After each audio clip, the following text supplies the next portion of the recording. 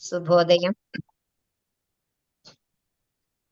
వేద సంస్కృత సమితి, విశ్వ యోగా విద్యాపీఠ్ సంయుక్తంగా నిర్వహిస్తున్న తెలుగు మాధ్యమంలోని 2వ సమూహానికి అందరికీ స్వాగతం. ఈ రోజు మనం అతి ముఖ్యమైన రామాయణం గురించి డాక్టర్ విశాలాక్షి గారు మనకి వివరించబోతున్నారు. దానికి ప్రథమంగా మనము వందే మాతరం దేశమాతను కొలుస్తూ తర్వాత మన తరగతి ప్రార్థన చేసుకుంటూ మనం తరగతిని మొదలు పెట్టుకుందాం. ముందు దేశమాతని కొలవలసిందిగా శ్రీధర్ గారిని కోరుతున్నాను. శ్రీధర్ గారు వందే మాతరం పాడవలసిందిగా కోరుతున్నాను. నమస్కారం.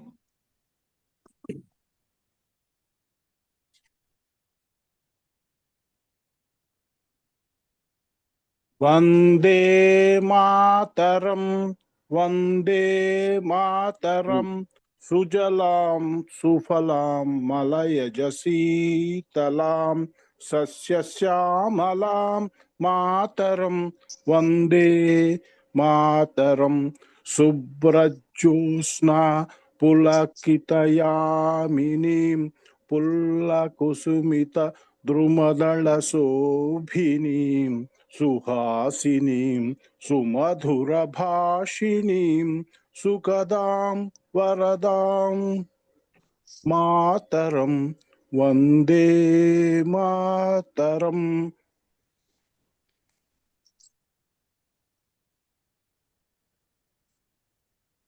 ధన్యవాదాలు శ్రీధర్ గారు.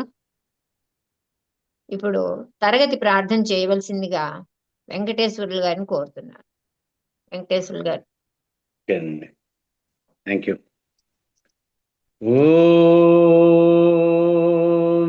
ముందు ఒక్క నిమిషం మెడిటేషన్ అండి. ఒక నిమిషం మెడిటేషన్, 3 సార్లు ఓంకారం, తర్వాత ప్రార్థన. Okay sir, thank you. అదేనా?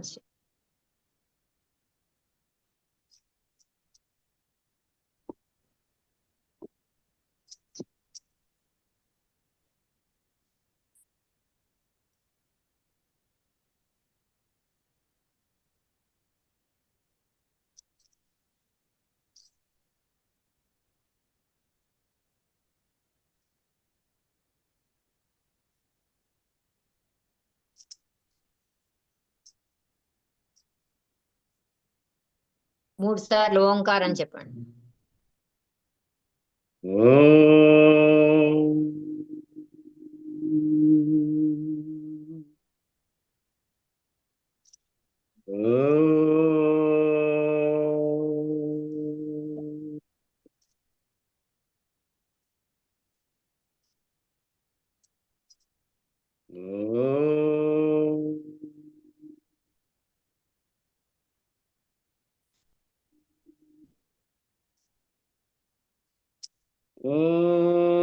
गणानां त्वा गणपतिगुं हवामहे कविं कवीनामुपमश्रवस्तमं ज्येष्ठराजं ब्रह्मणस्पत आनशृण्वन्नोतिभिः सीदसादनम्.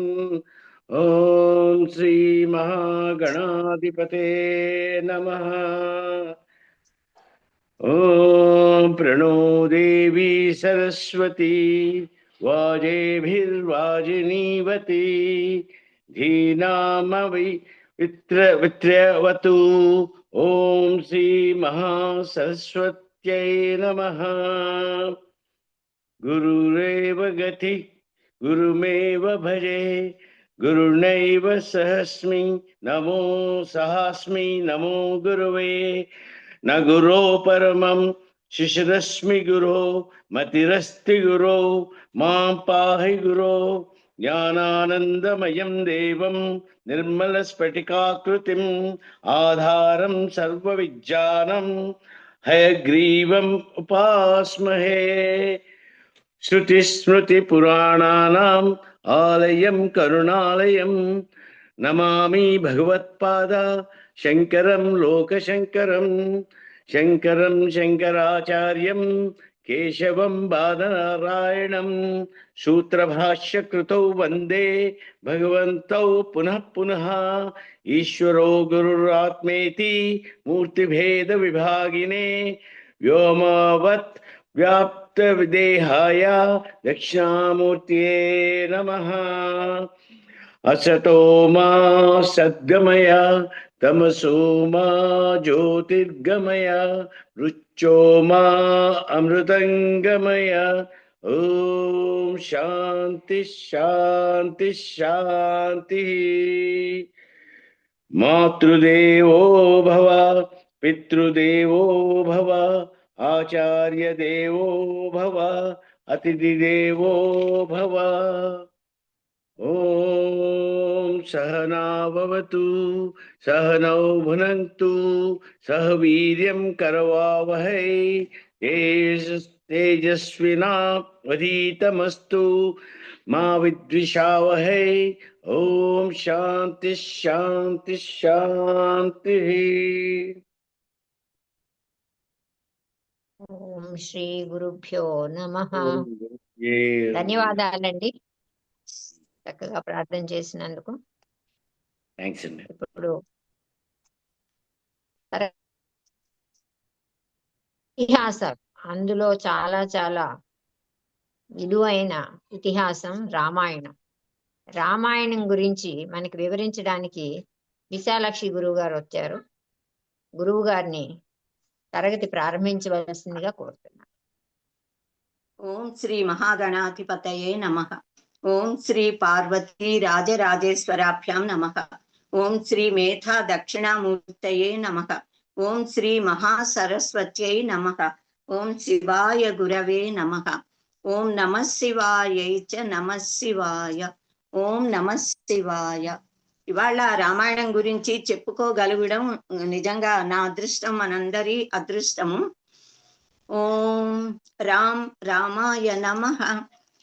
శ్రీరామ రామ రామేతి రమే రామే మనోరమే సహస్రనామ తత్తుల్యం రామనామ వరాననే. శ్రీరామ జయ జయ రామ. వామే భూమి సుతా పురశ్చ హనుమాన్ పశ్చాత్ సుమిత్రాసుతః శత్రుఘ్నో భరతశ్చ పార్శ్వదళయోర్వాయువాదికోణేషు చ సుగ్రీవశ్చ విభీషణశ్చ యువరాట్ తారాసుతో జాంబవాన్ మధ్యే నీల సరోజ కోమల రుచిం రామం భజే శ్యామలం. శ్రీరామ శరణం సమస్త జగతాం రామం వినా కాగతి. రామేణ ప్రతిహన్యతే కలిమలం రామాయ తుభ్యం నమః. రామాయ కార్యం నమః. రామాత్రస్యతి కాల భీమ భుజగో రామస్య సర్వం వశే. రామే భక్తిరఖండితా భవతు మే రామత్వమేవాశ్రయః. రామాయ రామభద్రాయ రామచంద్రాయ వేధసే రఘునాథాయ నాథాయ సీతాయా పతయే నమః. బుద్ధిర్బలం యశోధైర్యం నిర్భయత్వం అరోగత అజాడ్యం వాక్పటుత్వం చ హనుమత్ స్మరణాత్ భవేత్. కూజంతం రామ రామేతి మధురం మధురాక్షరం ఆరుహ్య కవితా శాఖం వందే వాల్మీకి కోకిలం. నిజంగా ఎన్నో జన్మల తప ఫలం వల్ల తారక మంత్రోపదేశం పొందుతారు ఎవరైనా. వాల్మీకి మహర్షి అలాంటి తారక మంత్రోపదేశము పొందిన ధన్యులు. ఆయన మనకు సమర్పించిన మహాకావ్యము, ఇతిహాసము శ్రీమద్ రామాయణము. ఇది ఆది కావ్యము. వాల్మీకి మహర్షి ఆది కవి. శ్రీరామ నామ మహిమ అనేది అనంతం. 24,000 శ్లోకాలలో సప్త కాండాత్మకంగా వాల్మీకి మహర్షి చేత రచింపబడిన శ్రీమద్ రామాయణాన్ని మనం నిజంగా 1 గంట 2 గంటలు, ఒక్కరోజు 2 రోజులలో చెప్పుకోవడం అనేది సాధ్యపడదు. కానీ కేవలం మనం స్థాళీపులాక న్యాయం అంటామే, ఆ విధంగా రామాయణ కథ అందరికీ తెలిసిందే కనుక శ్రీమద్ రామాయణంలో ఉన్నటువంటి విశేషాలు విశేషమైన ఘట్టాలు. అసలు ఆ పేర్లలో ఉన్న అర్థము అంతరార్థాలు చాలా గొప్పవి. సో శ్రీమద్ రామాయణ యొక్క సారాన్ని, అందులో ఉన్న అంతరార్థాలను తెలుసుకునే ప్రయత్నం చేద్దాము. అన్నిటికంటే రామాయణ మాహాత్మ్యాన్ని తెలుసుకోవాలి. ఆ రామాయణం యొక్క గొప్పదనం, ఆదర్శ గుణాలను మనం స్వీకరించి ఆచరించడం అలవర్చుకోవాలి. రామాయణాన్ని, రాముడిని ఆచరించాలి. శ్రీకృష్ణ పరమాత్మ చేసిన బోధలు వినాలి, జ్ఞానాన్ని సంపాదించుకోవాలి అని చెప్తాం. ఎందుకంటే రామావతారము, కృష్ణావతారము రెండూ కూడా పరిపూర్ణ అవతారాలు. మర్త్య శిక్షణకు, దుష్ట శిక్షణ, శిష్ట రక్షణ, ధర్మ స్థాపన, ఈ మూడు కూడా ప్రతి అవతారం యొక్క పరమ ప్రయోజనాలు.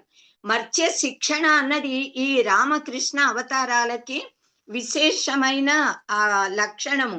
వాటితో పాటు ఈ రామావతారం యొక్క గొప్పదనం ఏమిటి అనంటే సర్వ మానవ సంబంధాలను కూడా, వాటి గొప్పదనాన్ని ఎలా ఉండాలి, ఎవరు ఎవరితో ఎలా ఉండాలో, ఈ మానవ అనుబంధాలను పరిపూర్ణంగా ఆచరించి మనకు చూపించి ఆదర్శవంతుడయ్యాడు రామచంద్రుడు. ఇతిహాస పురాణాభ్యాం వేదం సముపబృంహయేత్ అని చెప్తాము. అంటే రామాయణము అనేది వేదము యొక్క సారము. వేద వేద్యే పరే పుంసి జాతే దశరథాత్మజే వేద ప్రాచేతసాదాసీత్ సాక్షాత్ రామాయణాత్మన. వేద వేద్యుడైన పరబ్రహ్మము అంటే వేదములలో, ఉపనిషత్తులలో ప్రతిపాదించబడిన పరతత్వము, పరబ్రహ్మము, ఆ నిర్గుణ నిరంజన నిరాకార సర్వశక్తిమత్వమైన చిచ్చక్తి స్వరూపమే, పరబ్రహ్మమే దశరథ మహారాజు కుమారుడై శ్రీరామునిలా అవతరించాడు. వేదమే వాల్మీకి మహర్షి చేత శ్రీమద్ రామాయణ మహాకావ్యాన్ని రచించబడింది. సో భవసాగరాన్ని తరింపజేసి ముక్తినిచ్చేటటువంటి తారక మంత్రము రామ అన్న నామము. ఈ నామానికే చాలా మహాత్మ్యం ఉంది. సప్తకోటి మహామంత్రాల సారము రామనామము అని రామతారకోపనిషత్ అని ప్రత్యేకంగా రామచంద్రుడి మహిమను కీర్తించే ఒక ఉపనిషత్తు. అందులో ఓంకారములోని 8 కళలు, భాగాలు, అంశాలు, ఏ విధంగా పరివారమూర్తి అయిన రాముడో చాలా వివరంగా వివరించి చెప్పారు. అసలు అష్టాక్షరి మహామంత్రంలోని ప్రాణాక్షరమైనటువంటి రా, ఓం నమో నారాయణాయ, రా తీసేస్తే ఓం నమో నారాయణాయ అసలు మంత్రానికి అర్థమే ఉండదు. రా అనేది అష్టాక్షరి మహామంత్రంలోని ప్రాణాక్షరం. ఆ రా అనే అక్షరాన్ని తీసి శివ పంచాక్షరి సిద్ధి మంత్రం ఇది. ఆ సిద్ధ మంత్రమైన శివ పంచాక్షరి మహామంత్రంలోని ప్రాణాక్షరము మా. ఓం నమ శివాయ, మా తీసేస్తే న శివాయ, చాలా అర్థరహితం, దోషం. కనుక ఈ 2 నామాలలోని అష్టాక్షరి, పంచాక్షరి మహామంత్రాలలోని ప్రాణాక్షరాలు అయిన రా, మా అన్నది తీసి రామ అనే పదం ఏర్పడింది. ఇది ఉపనిషత్తులలో, వేదములో కీర్తించబడిన నామము. ఈ నామముతో పరమాత్మ భూమి మీదికి అవతరించాడు. ఈ రామనామము అన్నది శివశక్తుల సమైక్య శక్తి స్వరూపం. ఇది అగ్ని, సూర్య, చంద్రుల తేజపరమైన జ్యోతి స్వరూపం, పరంజ్యోతి. రకారు అగ్ని బీజం స్యాత్, అకారు సూర్య బీజకం, మకారు చంద్ర బీజం స్యాత్. రామోహి త్రిబీజాత్మక, 3 బీజాక్షరాలతో ఉంది రామ మంత్రం. రా, ఆ, మా అనేవి 3 కూడా బీజాక్షరాలు. అగ్ని, మన అగ్నిదేవుడు మన వాక్కుకు అధిదైవము. సూర్య భగవానుడు మన కన్నులకు, కుడి కంట్లో ఉంటాడని వేద ఉపనిషత్తు చెప్తోంది. మన కంటికి అధిదైవము. కన్ను అనేది ఇంద్రియం కనుక అన్ని ఇంద్రియాలని మనం తీసుకోవాలి. అంటే కాయికమైనటువంటి ఈ శరీరానికి ప్రతీక, వాక్కుకే ప్రతీక అగ్ని, శరీరానికి ప్రతీక సూర్య భగవానుడు. చంద్రుడు మనఃకారకుడు, చంద్రుడు మన మనస్సుకు ప్రతీక. మనోవాక్కాయములు అనబడే త్రికరణాలను నడిపే పరమాత్మ శ్రీరామచంద్రుడు అని మనం గ్రహించాలి. సో మహోత్కృష్టమైన తారక మంత్రంగా ఉపనిషత్తుల్లో కీర్తించబడిన సత్తు చిత్తు ఆనంద పరబ్రహ్మము శ్రీరామచంద్రుడు. ఆయన మానవులందరూ ఎలా మసలుకోవాలో బోధించడానికి మానవ రూపంలో వచ్చి తాను ఆ ధర్మాలను ఆచరించారు. ఆయన బోధించలేదు, ఆచరించి ఆదర్శప్రాయుడైనాడు. సాక్షాత్తుగా శ్రీమన్నారాయణుడే రాముడు. సర్వమానవ బంధాలు ఎలా ఉండాలో చూపించే గ్రంథము శ్రీమద్ రామాయణము. ఇది గాయత్రి మంత్రం యొక్క విస్తృత రూపము అంటారు పండితులు, తాత్వికులు అనేకులు.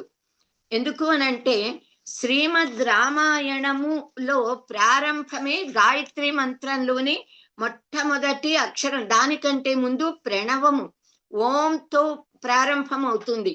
ఓంకారముతో ఏ నామము చెప్పినా అది మంత్రం అయిపోతుంది.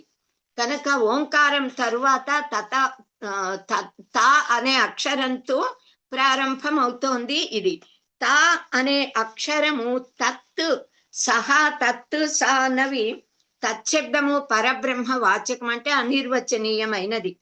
కనుక ఇది తపస్వాధ్యాయ నిరతం అనంటూ తపస్సు అనే పదంతో ప్రారంభమవుతూ గాయత్రి మంత్రంలోనే ప్రథమాక్షరమైన తాతో ప్రారంభం అవుతోంది.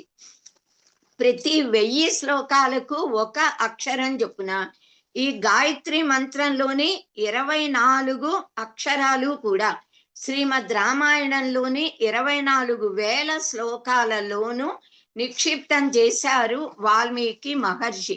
ప్రతి 1000 శ్లోకాలకి ఒక్క అక్షరం చొప్పున 24,000 శ్లోకాలలో శ్రీమద్ రామాయణం ఒక మహామాలా మంత్రంగా రచింపబడిన ఇతిహాసము, ఆది కావ్యం, మహాకావ్యం.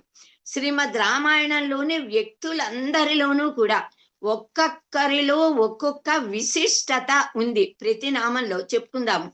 రామాయణం ఎంత విశిష్టమైనది, ఎంత జనాదరణ పొందింది అనంటే రామాయణము తెలియని మనిషి కానీ, రామనామం జపించని మానవుడు కానీ మన భారతదేశంలో ఎవ్వరూ ఉండరు. మన ప్రపంచమంతా కూడా ఒకే ఏక కుటుంబం. ఇప్పుడు కూడా భిన్న భిన్న దేశాలలో కూడా రామ ఆలయాలు, విగ్రహాలు, రామనామము విస్తరిల్లుతూనే ఉంది. సో కేవలం మన భారతదేశంలోనే కాకుండా ఇప్పుడు విదేశాలలో కూడా ఈ శ్రీమద్ రామాయణము మీద, రాముడి చరిత్ర మీద ఎన్ని గ్రంథాలు రచింపబడినాయో, ఎన్ని భాషలలో లిఖింపబడినాయో, నిజంగా అన్ని భాషలలో అన్ని గ్రంథాలు మరి ఇతర ఏ గ్రంథానికి కూడా రాలేదు అంటే రామాయణం యొక్క గొప్పదనం, విస్తృతమైన దాని ఖ్యాతి మనకు తెలుస్తోంది. ఫారినర్స్ కూడా చాలా మంది మహాపండితులు మన సనాతన ధర్మ గ్రంథాలని, వైదిక గ్రంథాలని గురుముఖత అధ్యయనం చేసిన వారు, వారి సాహిత్యం వారు చదివారు కదా. ప్రపంచం మొత్తంలోని గ్రంథరాశి మొత్తం నశించిన ఒక్క రామాయణం ఉంటే చాలు, మానవ జాతి మనుగడ చక్కగా నాగరికతంగా, సంస్కృతి పరంగా, సాంస్కృతికంగా కొనసాగుతుంది, ముక్తి పొందగలుగుతారు, మానవ జీవిత గమ్యాన్ని చేరగలుగుతాము అంటూ వ్యాఖ్యానించారు. ఆంజనేయ స్వామి అసలు మొట్టమొదటగా శ్రీమద్ రామాయణ గ్రంథాన్ని గండశిలల మీద లిఖించారు. తర్వాత బ్రహ్మదేవుడి ఆనతి మీద, నారద మహర్షి ప్రబోధం వల్ల బ్రహ్మదేవుడు ఆనతిచ్చి ఆ శ్రీమద్ రామాయణ కథని మొత్తం సంక్షిప్తంగా బోధించి వాల్మీకి మహర్షిని రామాయణం రాయమని ఆదేశించారు. మహర్షులు ఋషయ క్రాంతదర్శన అని అంటారు. త్రికాల వేదులు రామాయణ కాలంలో ఉన్నారు. ఆయన రాముడిని కలిశారు, మాట్లాడారు. భూత భవిష్యత్ వర్తమానాలు కళ్ళ ముందు పూర్తిగా కనిపిస్తూ ఉంటే ఉన్నది ఉన్నట్లుగా రచించి రామాయణ గ్రంథ రచన చేశారు. ఇలా బ్రహ్మ ఆదేశంతో వాల్మీకి మహర్షి రామాయణ రచన చేశారు అని తెలియగానే ఆంజనేయ స్వామి తాను రచించిన ఆ గండశిలని రామాయణం రాసిన శిలలని సముద్రంలో పడేశారట. అందుకని వాల్మీకి రామాయణం ఆది కావ్యమైంది. లేకపోతే ఆంజనేయ స్వామిది ఆది రామాయణ మహాకావ్యంగా పేరు తెచ్చుకుని ఉండేది. ఇంకా బ్రహ్మదేవుడు వాల్మీకి మహర్షికి గొప్ప వరం ఇచ్చాడు, రామాయణం రాయమని ఆదేశించడంతో పాటు. యావత్ స్థాస్యంతి గిరయః సరితశ్చ మఖీతలే తావద్ రామాయణ కథ లోకేషు ప్రచరిష్యతి. అంటే సృష్టి ఉన్నంత కాలము రామాయణం ఉంటుంది. కావ్యం రామాయణం కృత్స్నం సీతాయాశ్చరితం మహత్ పౌలస్య వధమిత్యేవ చకార చరిత వ్రతః. ఇది బాలకాండ 4వ సర్గలో 7వ శ్లోకం. రామస్య అయనం రామాయణం. అయనము అంటే మార్గము, అయనము అంటే నివాస స్థానము, అయనం అంటే చరిత్ర. రాముడు చరించిన నడిచిన మార్గము రామాయణము, అది మనకు ఆదర్శం. రామః అయ్యతే అనేన ఇది రామాయణం అని నిర్వచనం చెప్పారు. అంటే దీనిని అధ్యయనం చేసిన వారు, పఠించిన వారు రాముడి వలె గుణ సంపన్నులయి ధర్మవర్తనులయి రామదర్శనం పొంది ముక్తులవుతారట. అది రామ చరిత్ర రామాయణం. రామాయాహ అయనం రామాయణం. రామా అంటే స్త్రీ, రామా అంటే సీతామాత, సీతాయాహ అయనం రామాయణం. సీతాదేవి యొక్క చరిత్ర, నడవడి, ఆమె నడిచిన బాట మార్గము రామాయణం. అందుకే రామాయణం అంటే సీతారాముల జంట యొక్క చరిత్ర, వారు నడిచిన మార్గం, వారు చెప్పిన తెలియజేసిన ధర్మము. వారే ఆదర్శ దంపతులు, మన మానవ జాతికి ఆదర్శమూర్తులు. రామాయణమును పౌలస్య వధ అని కూడా అంటాము. పులస్త్యుని వంశంలో పుట్టిన అధర్మపరుడైన రావణాసురుడిని వధించటము అన్న ఇతివృత్తం తెలియబరచబడిన గ్రంథము, కావ్యము రామాయణం. పౌలస్య వధ అని దాని పేరు. శ్రీరాముడు మానవాళికి ఆవశ్యకాలైన పుత్రధర్మము, మిత్రధర్మం, భ్రాతృధర్మం, భర్తృధర్మము, భర్తధర్మము, శిష్యధర్మం, ఇంకా శత్రు ధర్మము, రాజధర్మము, ఇంకా ఇలాంటి ఎన్నో అనేకమైన ధర్మాలన్నింటినీ తాను స్వయంగా ఆచరించి లోకానికి ఆదర్శప్రాయుడయ్యాడు. ధర్మ మార్గ దర్శకుడు. రామో విగ్రహవాన్ ధర్మ అని మారీచుడు, ఒక రాక్షసుడు, రాముణ్ణి ప్రశంసించాడు. సీతామాత స్త్రీలందరికీ కూడా ఆచరణీయములైన సమస్త ధర్మాలను, పాతివ్రత్య ధర్మాన్ని నిజ జీవితం ద్వారా లోకానికి వెల్లడి చేసింది. ఇలా రామాయణము ఒక ధర్మశాస్త్ర గ్రంథము. రామాయణం కావ్యము, ఇతిహాసము, ధర్మశాస్త్ర గ్రంథము, నీతి శాస్త్రము. పురాణాల్లో ఉండే లక్షణాలు ఇందులో మనకు కనిపిస్తాయి. సమస్త విద్యలు, సమస్త శాస్త్రాలు, మెటలర్జీ నుంచి భౌగోళిక పరిజ్ఞానము, ఇంకా యంత్ర తంత్ర శాస్త్ర విద్యలు, భవనాలు ఎలా కట్టాలి, వాస్తు శాస్త్రము, శిల్పశాస్త్రం, అన్నింటికి ఇంకా బాటనీ, జువాలజీ, ఇవన్నీ కూడా, ఇంకా తత్వశాస్త్రము, వేదాంతము, దాని యొక్క ఎసెన్సే, ఇవన్నీ రామాయణంలో ఉన్నాయి. చందో శాస్త్రం కూడా రామాయణంలో మనకి దర్శనం ఇస్తుంది. సో ఇలా వాల్మీకి రామాయణమే మనకు పరమ ప్రమాణ గ్రంథమైన అనేక మంది కవులు, పండితులు, మహర్షులు కూడా శ్రీమద్ రామాయణ రచన చేశారు. వాల్మీకి రామాయణం రామాయణాల్లో పరమం మనకి. అయినా చాలా మంది, భరద్వాజ మహర్షి, అసలు ఎందరో మహర్షులు రామాయణాన్ని రచించారు. ఇంకా మహర్షులు కాకుండా కూడా చాలా మంది కవులు, పండితులు. వ్యాస భగవానులే తన పురాణాలలో రామచరిత, స్కంద పురాణాంతర్గతమైన రామాయణాన్ని, ఒరిజినల్ వాల్మీకి రామాయణానికి ముందర ఈ వ్యాసకృత స్కాంద పురాణాంతర్గత రామాయణాన్ని మనకి ఇస్తారు. సంక్షిప్త రామాయణం, మొత్తం రామాయణం కథ అందులో ఉంటుంది. సో ఇంకా వ్యాస భగవాన్లు మహాభారతంలో అరణ్య పర్వంలో రామాయణ కథ వ్రాసారు. భాగవతంలో 9వ స్కంధంలో రామాయణం గానం చేయబడింది.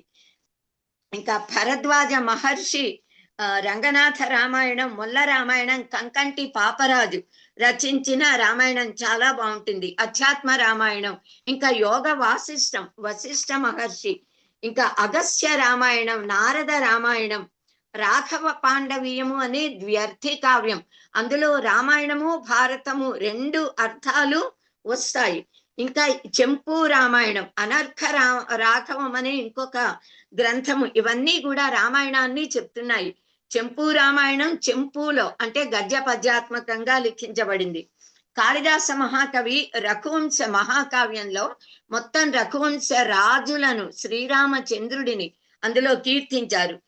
భవభూతి రచించిన ఉత్తర రామచరిత్ర నాటకం ఉత్తర రామాయణం, అది పూర్వ రామాయణం కాకుండా సప్తమ కాండని తీసుకుని ఉత్తరకాండని పరమ అద్భుతంగా కరుణ రసాన్ని ముఖ్య రసంగా చిత్రీకరించారు.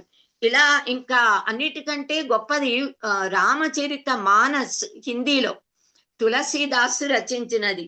ఇలా ఎన్నో కావ్య నాటక గద్య పద్యాలలో ఇంకా శ్లోకాలు శతకాల రూపంలో కూడా శ్రీరామ కర్ణామృతం ఇటువంటివి ఎన్నో బుర్ర కథలుగా, ఇంకా హరికథలుగా, జానపద గేయాలుగా కూడా బహుళ ప్రాచుర్యంలో వచ్చింది రామాయణ కథ.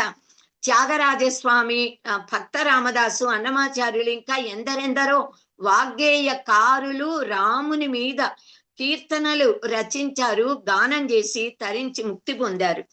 మానవ జాతి బాగుపడాలి అంటే ఒక్క రామాయణ గ్రంథం అధ్యయనం చేస్తే చాలు. సమస్త శాస్త్రాల సారము రామాయణమే. విశేషించి రామాయణంలో బాలకాండలో 100వ సర్గ కచ్చిత్ సర్గ అనే పేరుతో అది పిలువబడుతోంది. ఆ కచ్చిత్ సర్గలోని శ్లోకాలన్నీ ఖచ్చితంగా రాజకీయ నాయకులు పఠించాలి, చదవాలి, అర్థం చేసుకోవాలి, ఆచరించాలి. అదే నిజంగా రామరాజ్యము ఎలా ఉంటుంది. ఎందుకు మనమందరం ప్రపంచ మానవులందరూ కూడా రామరాజ్యం కావాలి, రామరాజ్యం కావాలని మనమందరం కోరుకుంటాం, పూజిస్తాం, ప్రార్థిస్తాము. ఎందుకు అంటే రాముడి పాలనలో ప్రజలందరూ అంతటి ఆనందాన్ని అనుభవించారు. 1100 సంవత్సరాలు రామచంద్రుడు మొత్తం రాజ్యపాలన చేశాడు. శతవర్ష సహస్రాణి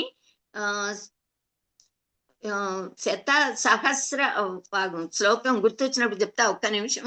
1100 సంవత్సరాలు రాముడు రాజ్యపాలన చేసి రామ రాజ్యాన్ని స్థాపించాడు.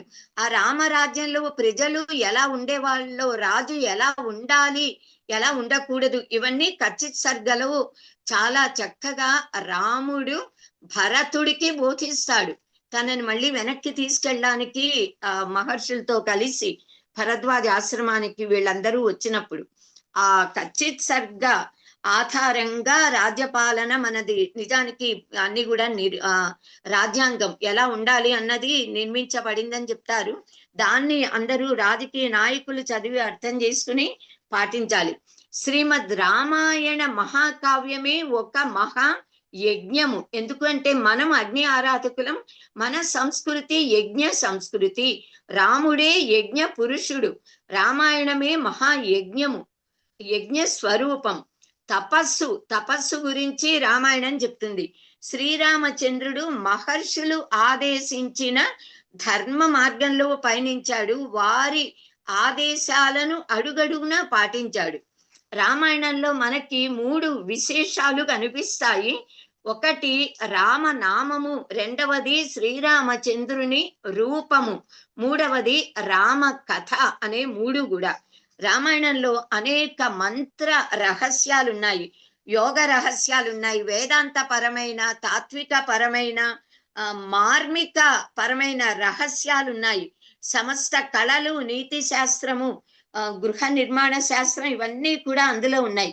రామ కథ మొత్తం ప్రపంచమంతా కూడా వ్యాపించింది. శ్రీరామచంద్రుడిని పూర్ణావతారుడు అని అంటాం కదా. ఉపనిషత్తులలో, ప్రశ్నోపనిషత్తులో 16 కళా పురుషుడి గురించి బోధిస్తారు. శ్రీరామచంద్రుడు షోడశ కళా పరిపూర్ణుడు, 16 కళలతో విరాజిల్లే పౌర్ణమి నాటి చంద్రుడు ఎలా ప్రకాశిస్తాడో రాకాచంద్రుడు, రామచంద్రుడు దాన్ని మించిన కోటి రాకాచంద్ర సదృశ సమానమైన ఆహ్లాదకరుడు, కోటి సూర్య కాంతులని మించిన కాంతిమంతుడై జ్ఞానవంతుడై వెలుగుల పుంజీభావ రూపము రామచంద్రుడు. సో మూర్తి భవించిన ధర్మ తేజో విరాజితుడు ఈయన. ఇనకులాబ్ది సోముడు, సర్వ ప్రాణికోటికి మనోభిరాముడు, సీతా ప్రాణవల్లభుడు, పరంధాముడు అంటే ముక్తినిచ్చేవాడు. ఆత్మానం మానుషం మన్యే రామం దశరథాత్మజం అని పరబ్రహ్మ అయిన రాముడు మనమందరము పండితులు, కవులు, మహర్షులు, దేవతలు రాముడిని నీవు పరంధాముడివయ్యా అని కీర్తిస్తూ ఉంటే, రాముడు మాత్రం కాదు, నన్ను నేను మానవునిగా దశరథ మహారాజు కుమారునిగా భావిస్తున్నాను అని చెప్పాడు. ఎందుకంటే మానవుడు మాత్రమే రావణాసురుడిని చంపగలిగేలా వరం ఉంది కనుక తాను మానవుడిలా పుట్టి మానవ లక్షణాలను ప్రకటిస్తూ మానవ లక్షణాలు కనిపిస్తూ ఉండేలా ప్రవర్తిస్తున్న అడుగడుగున రాముల్లోని దివ్యత్వము మనకి తెలుస్తూనే ఉంటుంది, నారాయణత్వం. కానీ ఎక్కడా కృష్ణుళ్ళ మహిమలు అనేది చూపించలా. ఆయన తన కోపాన్ని ముక్కు మీద తెచ్చిపెట్టుకునిట సముద్రుడి మీద ఒక్క క్షణం కోపం నటించాడట. అలా అక్కడొక్క చోట చెప్తారు. తర్వాత ఎక్కడ రాముడి కోపం అనేది లేదు. అనుగ్రహము కటాక్షమే రాముడిది ఎప్పుడూ కూడా. సో నరునిలా సంచరిస్తూనే నారాయణత్వాన్ని దీపింప చేశాడు, కానీ ప్రకటించలేదు. మర్యాద పురుషోత్తముడిగా వ్యవహరించాడు. తనని తాను దశరథుని కుమారుని అని చెప్పాడు. ఒకే మాట, ఒకే బాణం, ఒకే భార్య కలిగిన ఏకైక వ్యక్తి మొత్తం యావత్ విశ్వ సాహిత్యంలో కూడా కేవలము మహారాజు అయిన మహనీయుడైన శ్రీరామచంద్రుడు మాత్రమే. అందుకే రామరాజ్యాన్ని సర్వ మానవులు కాంక్షించేలాగా ఆదర్శవంతమైన రాజుగా రాజ్యపాలన చేశాడు. 10 వర్ష సహస్రాణి 10 వర్ష శతాని చ రామో రాజ్యం అకార్షీత్ అని ఉంది. అది సో దుష్ట శిక్షణ, శిష్ట రక్షణ, ధర్మస్థాపన, సర్వమానవాళికి కూడా సర్వమానవ అనుబంధాలను ఆచరణ ద్వారా తెలియజేసిన యజ్ఞరక్షణ, రామరాజ్య స్థాపన చేసిన రామచంద్రుడు మానవ జాతికి ఆదర్శము. సో శ్రీమద్ రామాయణంలో రామచంద్రుడు తపస్సంపన్నుడిగా మనకు తపస్సే రాముడా అనిపించేలా దర్శనమిస్తాడు. తపస్సు గురించి ఉపనిషత్తు మనకి ఇలా చెప్తోంది. ఋతం తపః, సత్యం తపః, శాంతం తపః, శృతం తపః, దమస్తపః, శమస్తపః, దానం తపః, యజ్ఞం తపః, ఏతద్ బ్రహ్మ తపస్సే బ్రహ్మము. పరబ్రహ్మ కూడా తపస్సు చేశాడు. స తపకృత్వా అని అన్ని చోట్ల మహర్షులందరూ తపస్సులు చేశారు. బ్రహ్మజ్ఞానం కోసం ఎవరు వచ్చినా తపస్సు చెయ్యి అని గురువు ఆజ్ఞాపిస్తారు.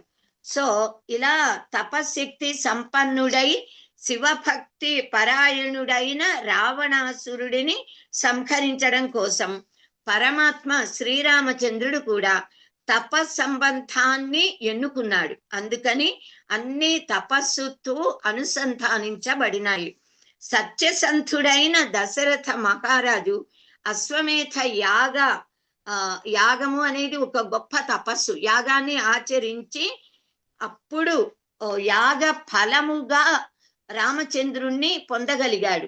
అలాగే మహాపతివ్రత అయిన కౌసల్యమాత, ఆవిడ శుద్ధ సత్వ గుణ సంపన్నురాలు, అదితీదేవి స్వరూపం. ఆవిడ గర్భవాసంలో జన్మించాడు రామచంద్రుడు. అలా యజ్ఞ ఫలంగా లభించాడు రాముడు ఈ దంపతులకు. బ్రహ్మర్షి అయిన వశిష్ఠ మహర్షి వద్ద వేదాంగాది విద్యలన్నీ కూడా అభ్యసించాడు. మహాతపస్వి రాజర్షిగా పుట్టి క్షాత్ర తేజస్సు కలిగి బ్రహ్మర్షి అయిన విశ్వామిత్రుడి బ్రహ్మదండము యొక్క మహిమను గురించి తాను ధిక్ రాజధర్మం అని క్షాత్ర ధర్మ క్షాత్ర తేజం బ్రహ్మ తేజమేవ తేజం అని అంటాడు ఆయన. బ్రాహ్మీ తేజమే యథార్థమైన తేజము అని బ్రహ్మర్షి అవడం కోసం విశ్వామిత్ర మహర్షి తపస్సు చేశాడు. ఎన్ని అవరోధాలు వచ్చాయో, ఎన్నిసార్లు ఆయన సంపాదించుకున్న తపస్సంతా, తపఫలమంతా క్షయించిపోయిందో, అయినా మళ్ళీ తపస్సు చేసి చివరికి బ్రహ్మదేవుడు వచ్చి బ్రహ్మర్షి విశ్వామిత్ర అని పిలిస్తే నన్ను వశిష్ఠ మహర్షి బ్రహ్మర్షి అనాలి అని, అప్పుడు గాని నాకు తృప్తి ఉండదు అని అంటే వశిష్ఠ మహర్షి వచ్చి విశ్వామిత్రుడిని బ్రహ్మర్షి అని సంబోధించారు. అలా విశ్వామిత్రుడు క్షత్రియుడు, రాజు. ఆయన ఒకసారి వశిష్ఠ మహర్షి ఆశ్రమానికి వచ్చి ఆయన ఇచ్చిన శబల అనే కామధేనువు వల్ల సహాయంతో ఆతిథ్యం ఇస్తే ఆ కామధేనువుని తీసుకెళ్లిపోవాలని ఈ కామధేనువుని నాకు ఇచ్చేయమంటాడు. అంటే అది యజ్ఞ హోమధేనువు, దాన్ని ఇవ్వడానికి కుదరదు అని అంటే ఇతను యుద్ధం చేస్తూ ఉంటే కామధేనువు మాతలో నుంచి వచ్చిన భటులు యుద్ధం చేస్తూ ఉంటే ఈ విశ్వామిత్రుడి సైన్యం మొత్తం నశించిపోతుంది. ఎన్ని రకాలుగా ప్రయత్నించినా విశ్వామిత్రుడు తన ధర్మదండాన్ని ఇలా పెడితే అంటే వశిష్ఠ మహర్షి తన బ్రహ్మదండాన్ని పెడితే విశ్వామిత్రుడు వేసిన బాణాలన్నీ అందులోకి వెళ్ళిపోతాయి. అప్పుడు వెళ్ళి తపస్సు చేస్తాడు. తపస్సు చేస్తూ ఉంటే ఇంద్రుడు మేనకని పంపిస్తాడు. వాళ్ళకి శకుంతల అనే అమ్మాయి పుడుతుంది. అయ్యో నా తపస్సు వృధా అయిందే అనేసి మళ్ళీ వెళ్ళి వాళ్ళని వదిలేసి వెళ్ళి తపస్సు చేస్తూ ఉంటే సునస్సేపుడు అతను శరణు కోరతాడు. ఆ సునస్సేపుడిని బలిపశువుగా, అది ఒక కథ. అతడిని రాజు తన యాగంలో యాగాశ్వము అపహరించబడి దొరక్కపోతే ఈ నరుడిని, ఒక మనిషిని, వాళ్ళ అమ్మా నాన్నలకి డబ్బులు ఇచ్చి, వాళ్ళకి 3 కొడుకులుంటే పెద్ద కొడుకుని తండ్రి ఇవ్వడు, చిన్న కొడుకుని తల్లి ఇవ్వదు కనుక మత్స్యముడు తనంతట తానే వచ్చాడు సునస్సేపుడు. ఈ సునస్సేపుడిని కాపాడి అతడి ప్రాణాన్ని ఆ రాజు ఏ యాగం తలబెట్టాడో ఈ బలి ఇవ్వకుండానే యాగ ఫలాన్ని రాజుకు వచ్చేలా చేశాడు. తన తపస్సుతో సునస్సేపుడిని కాపాడాడు. తపస్సు అయిపోయింది, మళ్ళీ తపస్సు చేశాడు విశ్వామిత్రుడు. మళ్ళీ త్రిశంకు మహారాజు సశరీరంగా స్వర్గానికి వెళ్ళాలని కోరితే వశిష్ఠ మహర్షిని కులగురువు ప్రార్థిస్తే ఆయన కుదరదు, దేహంతో వెళ్ళలేమంటాడు. వశిష్ఠుడి 100 మంది కొడుకులని అడిగితే వాళ్ళు కూడా మా తండ్రి చేయని పని మేమెలా చేస్తామనుకున్నావు, మేము చెయ్యమనగానే ఈయన వాళ్ళని నిందిస్తే వాళ్ళు శాపం పెడతారు. ఆ శాపంతో ఇతడు చండాలుడైపోతాడు. మహా తేజోవంతుడైన రాజు ఆ చండాల దేహంతోనే అతను వెళ్ళి విశ్వామిత్ర మహర్షి పాదాల మీద పడి ప్రార్థిస్తే విశ్వామిత్రుడు అప్పుడు తన తపోబలంతో ఇతన్ని సశరీరంగా స్వర్గానికి పంపితే దేవేంద్రుడు నెట్టేస్తాడు, అతన్ని కిందికి పడదోస్తాడు, స్వర్గంలో రానియకుండా. తలకిందులుగా కిందికి పడిపోతూ ఈ మహర్షిని ప్రార్థిస్తే ఆగు అని అక్కడే ఆపేసి త్రిశంకు స్వర్గాన్ని నిర్మించాడు.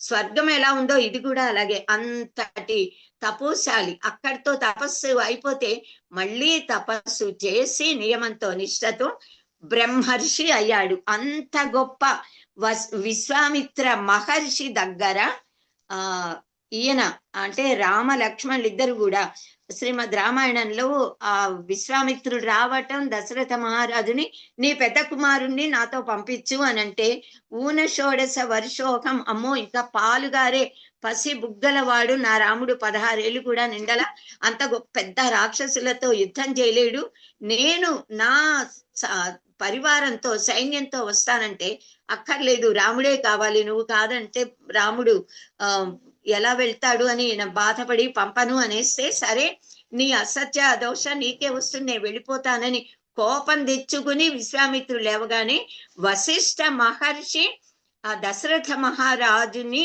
కన్విన్స్ చేస్తాడు, ఒప్పించి విశ్వామిత్రుడు అంటే ఏమనుకుంటున్నావు, మహా తపస్సంపన్నుడు, ఆయన తలుచుకుంటే ఆయనే యాగాన్ని రక్షించుకోలేడా, తన యాగ రక్షణకి నీ రాముని ఎందుకు అడుగుతున్నాడు అంటే తన సర్వశక్తులు రాముడికిచ్చి అనుగ్రహించడానికి, రాముడికి కళ్యాణము శుభము కలిగించడానికి నిస్సందేహంగా పంపమంటే అప్పుడు పంపిస్తాడు.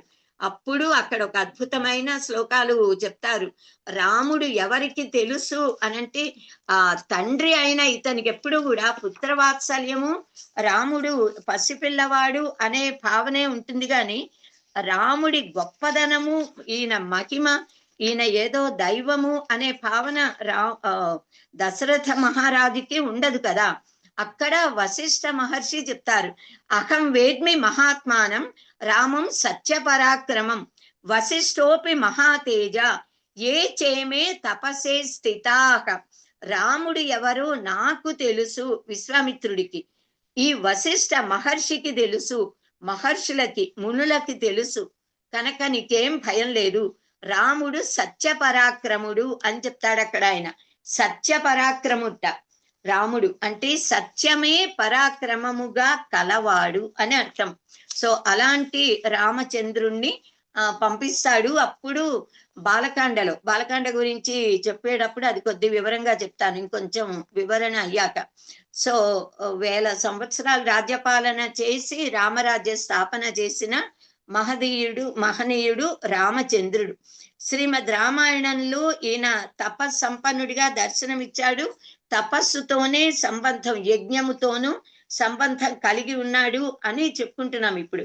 కనుక విశ్వామిత్ర మహర్షిని తండ్రి ఆజ్ఞని అనుసరించి వెళ్ళాడు, ఆయనని సేవించాడు, ఆయన నుంచి సకల శస్త్రాస్త్ర విద్యలను కూడా పొందాడు. ఆయన నిర్వహిస్తున్న యాగ రక్షణ చేసి మహర్షుల ఆశీస్సులను ప్రశంసలను కూడా పొందాడు. విశ్వామిత్రుడు బల అతిబల అనే విద్యలను ఉపదేశిస్తాడు. 100,000 శస్త్రాలను అస్త్రాలను ప్రయోగ ఉపసంహారాలతో పాటు నేర్పిస్తాడు.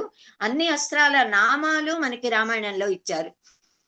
సో ఇలా తర్వాత భూమిని దున్నుతూ ఉన్నటువంటి జనక మహారాజుకి యాగం చేయడం కోసం భూమిని దున్నుతూ ఉన్న సమయంలో సీతామాత ఒక బంగారు పేటికలో జనకుడు ఆ సీతకి నాగల్ని చాలుకి తగిలింది గనక ఆ అమ్మాయికి సీత అని పేరు పెట్టి గారాబంగా పెంచుకున్నాడు. అలాంటి యజ్ఞ సంబంధమై భూమిని దున్నుతున్నప్పుడు దొరికిన అయోనిజ అయిన సీతను పరిణయమాడాడు రాముడు. అంటే మొత్తం తపస్సుతో సంబంధం, లౌకిక సంబంధాలు ఏవీ లేవు ఎక్కడా కూడా. సో శివధను భంగాన్ని చేశాడు, సీతామాతను పాణిగ్రహణం చేసుకున్నాడు. 14 ఏళ్ల అరణ్యవాసం చేశాక ఎంతో ఇబ్బంది పెడుతూ ఉన్నటువంటి మహర్షులను బాధ పెడుతున్న కరుడు దూషణుడు అనే 14,000 మంది రాక్షసులు వాళ్ళందరినీ కూడా సంహరించి మహర్షులకి భద్రత కలిగించి రామభద్రుడయ్యాడు. రాముడు రామాయ రామభద్రాయ రామచంద్రాయ వేధసే అని అంటాము. భద్రుడు అనే భక్తుడు తపస్సు చేసి నేను అనుక్షణము నీతో ఉండాలి అంటే అతడిని ఒక పర్వతములా భద్రాద్రి వెలయింపజేసి దాని మీద తాను వెలసాడు భద్రాద్రి రాముడు. అలా 2 కారణాలతో రామభద్రుడు భద్రత కలిగిస్తాడు. అలాంటి రాముడి చరిత్రను గ్రంథంగా వాల్మీకి మహర్షి వ్రాయటం అన్నది ఒక అపూర్వమైన ఘట్టం. రామాయణం ఎలా వచ్చింది అన్నది మనం అసలు ముందు చెప్పుకోవాలి. బోయవాడు రత్నాకరుడు, అతడు వేట పని అన్నది అతని వృత్తి. దారిపోయే వాళ్ళందరినీ కూడా దోచుకుని దారి దోపిడీ చేస్తూ జీవనాన్ని సాగిస్తున్నాడు. ఒకసారి నారద మహర్షి అలా అటువైపుగా వెళుతూ ఉంటే నీ దగ్గర ఏముందో నాకు ఇచ్చేయి అంటాడు. నా దగ్గర ఏముంది, మహతి వీణ తప్ప, నా జ్ఞానం తప్ప నా దగ్గర డబ్బులేం లేవు నువ్వు కోరుకున్నవి అని అంటే, కాదు నీ దగ్గర ఏదో ఉంది ఇవ్వమని అంటే చూపిస్తాడు అని ధర్మాన్ని బోధిస్తాడు. నాయన నువ్వు చేస్తున్న ఈ పాపపు కృత్యాలలో భాగము, నువ్వు ఈ పాపము పనులు చేస్తున్నావు, నరకానికి వెళ్ళాలి, నరక బాధలు పడతావు. నీ పాపంలో నీ భార్య గాని నీ తల్లిదండ్రులు గాని భాగం పంచుకుంటారా? వాళ్ళ కోసం ఎందుకు పాప పనులు చేస్తున్నావు అని అంటే, సరే నేను వెళ్ళి అడిగి వస్తానని ఈయనని తీగలతో కట్టేస్తాట. వాల్మీకి మహర్షిని ఒక చెట్టుకి కట్టేసి వెళ్ళి తల్లిదండ్రుల్ని, నేను పాప కార్యాలతో ధనార్జన చేసి మిమ్మల్ని పోషిస్తున్నా, ఆ పాపంలో భాగం మీరు తీసుకుంటారా నేను నరకానికి వెళ్తే అంటే, నాయన నిన్ను ధర్మ మార్గంలోనే జీవించమని మేము చెప్పాము, పాప పనులు చేయమని లేదు కదా అని అంటారు వాళ్ళు. భార్యని అడిగితే భర్త ధర్మంలో సగం భార్యకి, భర్త పుణ్యంలో సగం భార్యకు వస్తుంది, ధర్మ కార్యాలలో భాగము. అంతేగాని నీ పాపపు పనులతో నాకు సంబంధం లేదు, నన్ను భార్య బిడ్డల్ని పోషించడం నీ బాధ్యత, నీ ధర్మం, నువ్వు ఎలా తెస్తావో నాకు తెలీదు, నీ పాపంతో సంబంధం లేదనగానే అప్పుడు అతనికి పశ్చాత్తాపం కలిగి విరక్తి కలిగి వదిలి ఈయన కట్లు విప్పి కాళ్ళ మీద పడి నన్ను తరింపజేయండి, పాపం నాకు రాకుండా చేయండి అంటే అప్పుడు తారక మంత్రోపదేశం చేస్తాడు నారద మహర్షి ఇతనికి, రత్నాకరుడికి. రామ అంటే రకారం పలకడం కష్టం గనక మరా అన్నాడని చెప్తూ ఉంటారు కథలో. రామ రామ రామ అంటే అది రామ అయిపోతుంది. సో అలా రామనామాన్ని లక్షల కోట్లుగా జపిస్తూ ఉండిపోతే ఆయన మించి పుట్టలు పోసాయి. మళ్ళీ ఎప్పుడో చాలా కాలానికి మళ్ళీ అటువైపు నుంచే వెళుతూ నారద మహర్షి రామ రామ అని వినిపిస్తే వాల్మీకి బహిరాగచ్చ అని అన్నాడట. వల్మీకము అంటే పాముల పుట్ట, వల్మీకాద్ అపవదితి వాల్మీకి. ఆ పుట్టని చీల్చుకుని బయటికి వచ్చి తన గురువు గారికి నమస్కరించాడు. అప్పటికి బ్రహ్మాండమైన బ్రాహ్మీ తేజస్సుతో త్రికాల జ్ఞాని అయిన వాల్మీకి మహర్షిగా మారిపోయాడు ఆయన.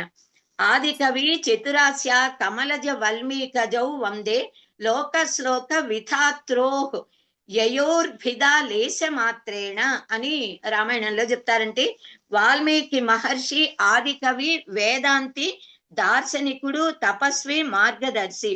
ఆయనకు బ్రహ్మదేవుడికి అసలు భేదమే లేదు, ఇద్దరిలో ఉన్న సమానత్వం. బ్రహ్మదేవుడు కమల భవుడు, ఈయన వల్మీక భవుడు. ఆయనేమో లోకాలను సృష్టిస్తే ఈయన రామాయణ కావ్యాన్ని సృష్టించాడు. అలా బ్రహ్మతో సదృశుడు వాల్మీకి అని చెప్తారు. ఒకసారి వాల్మీకి మహర్షి తపసా నదికి స్నానార్థమై వెళ్తూ ఉంటే, లేదా వెళ్ళి స్నానం చేసి వస్తూ ఉంటే, తోవలో ఒక వేటగాడు ఆనందంగా ఉన్న క్రౌంచ మిథునంలోని మగ పక్షిని ఒక బాణంతో కొట్టి సంహరిస్తాడు. ఈ బాణాఘాతంతో ఆ పిట్ట విలవిలలాడుతూ కింద పడి ప్రాణం వదిలేస్తుంది.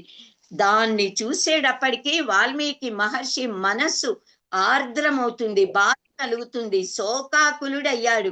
ఎంతో బాధతో ఆ పిట్ట మీద జాలి, చంపినందుకు అతని మీద తెలియకుండానే కోపం, ఈ ఆర్తనాదం చేస్తూ అది చనిపోయింది, దాని తోడు పిట్ట అది కూడా బాధపడుతూ ఉంటే ఆ శోకముతో ఆయనకి తెలియకుండానే అప్రయత్నంగా ఛందోబద్ధమైన అక్షరాలు ఆయన నోటి నుంచి వెలువడ్డాయి. అంటే ఆ శోకము అన్నది శ్లోక రూపాన్ని ధరించింది.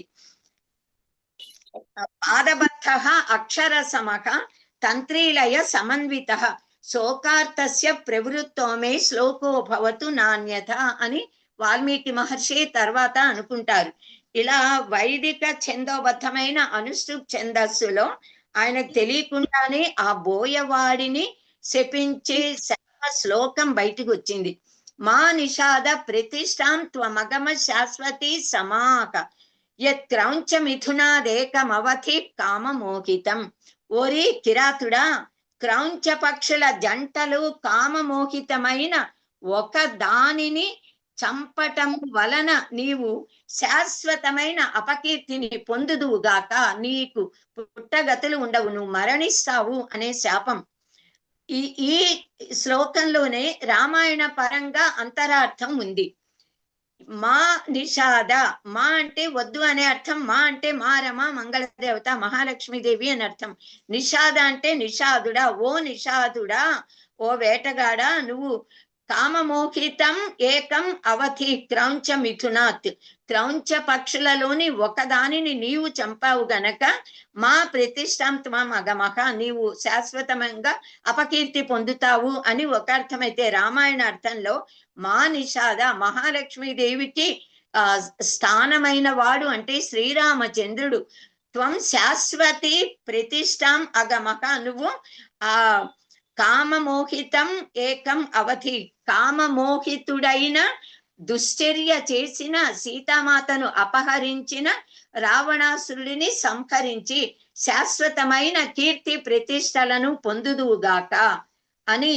ఓ రావణ, కామమోహితుడవి సీతారాములలో ఒకరైన సీతామాతను అపహరించి కామంతో నీవు అపకీర్తి పొందావు, నశిస్తావు అని ఒక అర్థం అయితే, రెండవ అర్థము రామచంద్రుని, హే రామచంద్ర, కామమోహితుడై దుర్మార్గుడు దుర్వర్తనుడు అయిన రావణాసురుడిని సంహరించి సీతామాతను రక్షించి నీవు శాశ్వతమైన కీర్తిని పొందుదువుగాక అని అర్థం.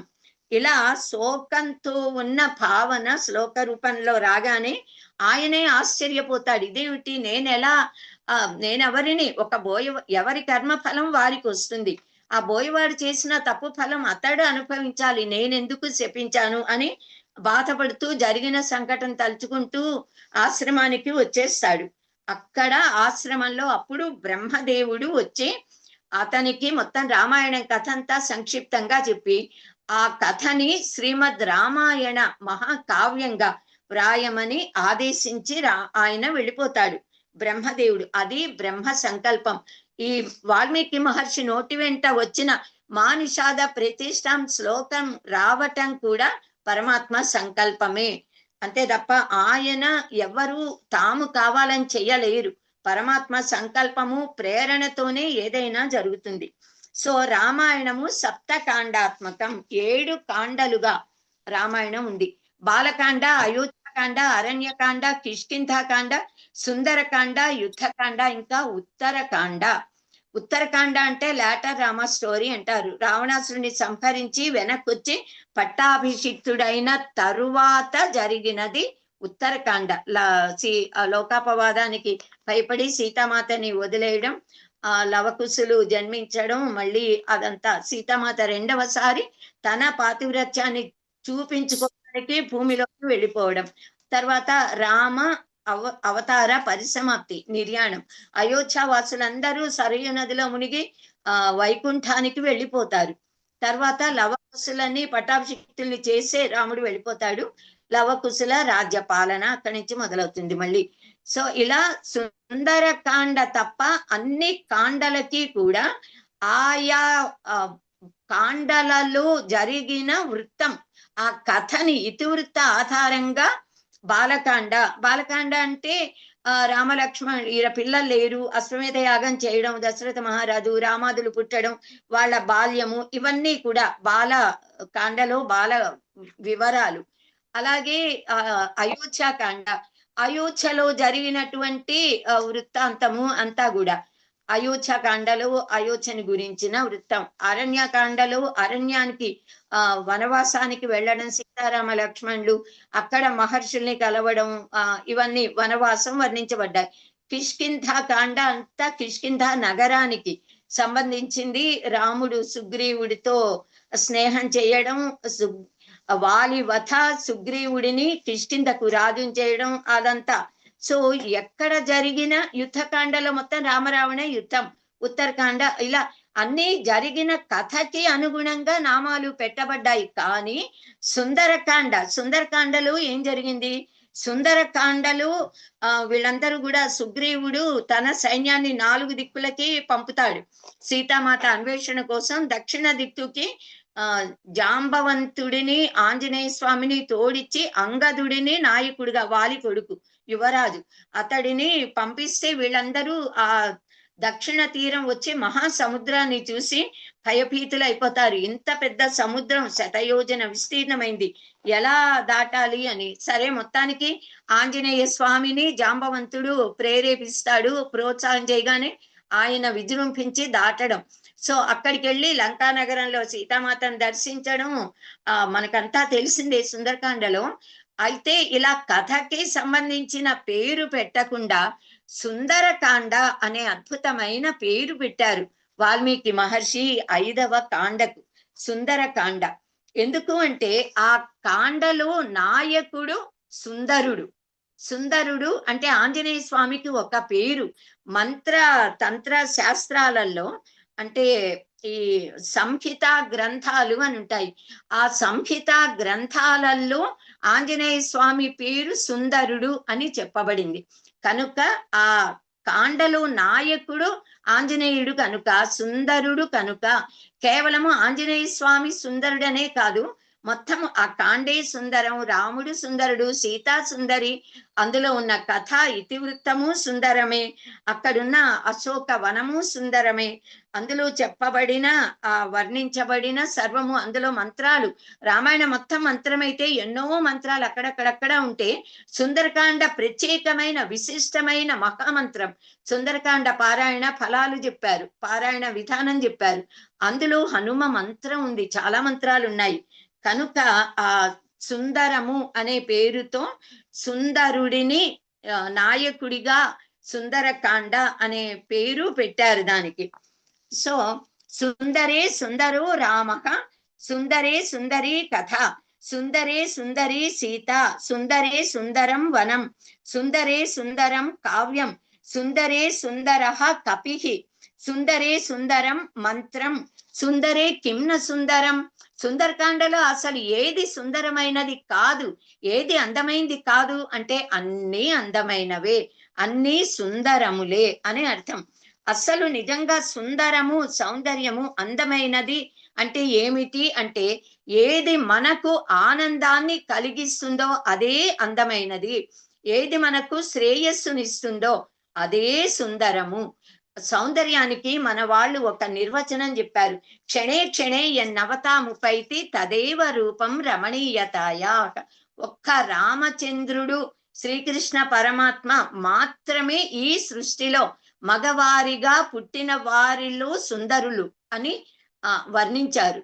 రాముడే సుందరుడు, కృష్ణుడే సుందరుడు, త్రిజగన్మోహిని త్రిపుర సుందరి లలితా పరాభట్టారికే సుందరీదేవి, సీతామాత సుందరి.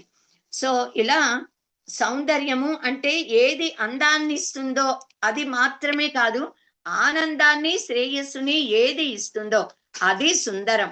మనకి ఆనందం దేని వల్ల కలుగుతుంది అంటే మానసిక ఆనందం, శాశ్వత ఆనందం, ఆత్మానందం బ్రహ్మ జ్ఞానం వల్ల కలుగుతుంది, భక్తి వల్ల కలుగుతుంది, అజ్ఞానం తొలగిపోవటం వల్ల కలుగుతుంది. సో సౌందర్యం అంటే బాహ్య సౌందర్యం కాదు, అంతః సౌందర్యం, ఆత్మ సౌందర్యం.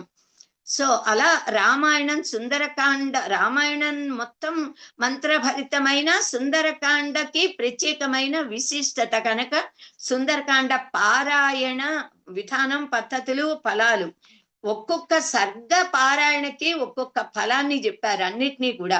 అశోకవనంలో ఆ వృక్షాలని విరిచేయడం అది మహాశక్తివంతమైనది. ఆ ఒక్క అది భాగం, ఘట్టం, అధ్యాయం పారాయణ చేసిన మనోపిసితాలు నెరవేరుతాయి అని మనకి శాస్త్రం చెప్తోంది. సో మనకిలా రామాయణం మొత్తం వేల. హరి ఓం. దయచేసి ఎవరు మాట్లాడద్దమ్మా, ఆడియోలు వీడియోలు మ్యూట్ చేసుకో ప్లీజ్. ఎవరు కూడా ఆడియో వీడియో ఆన్ చేయొద్దు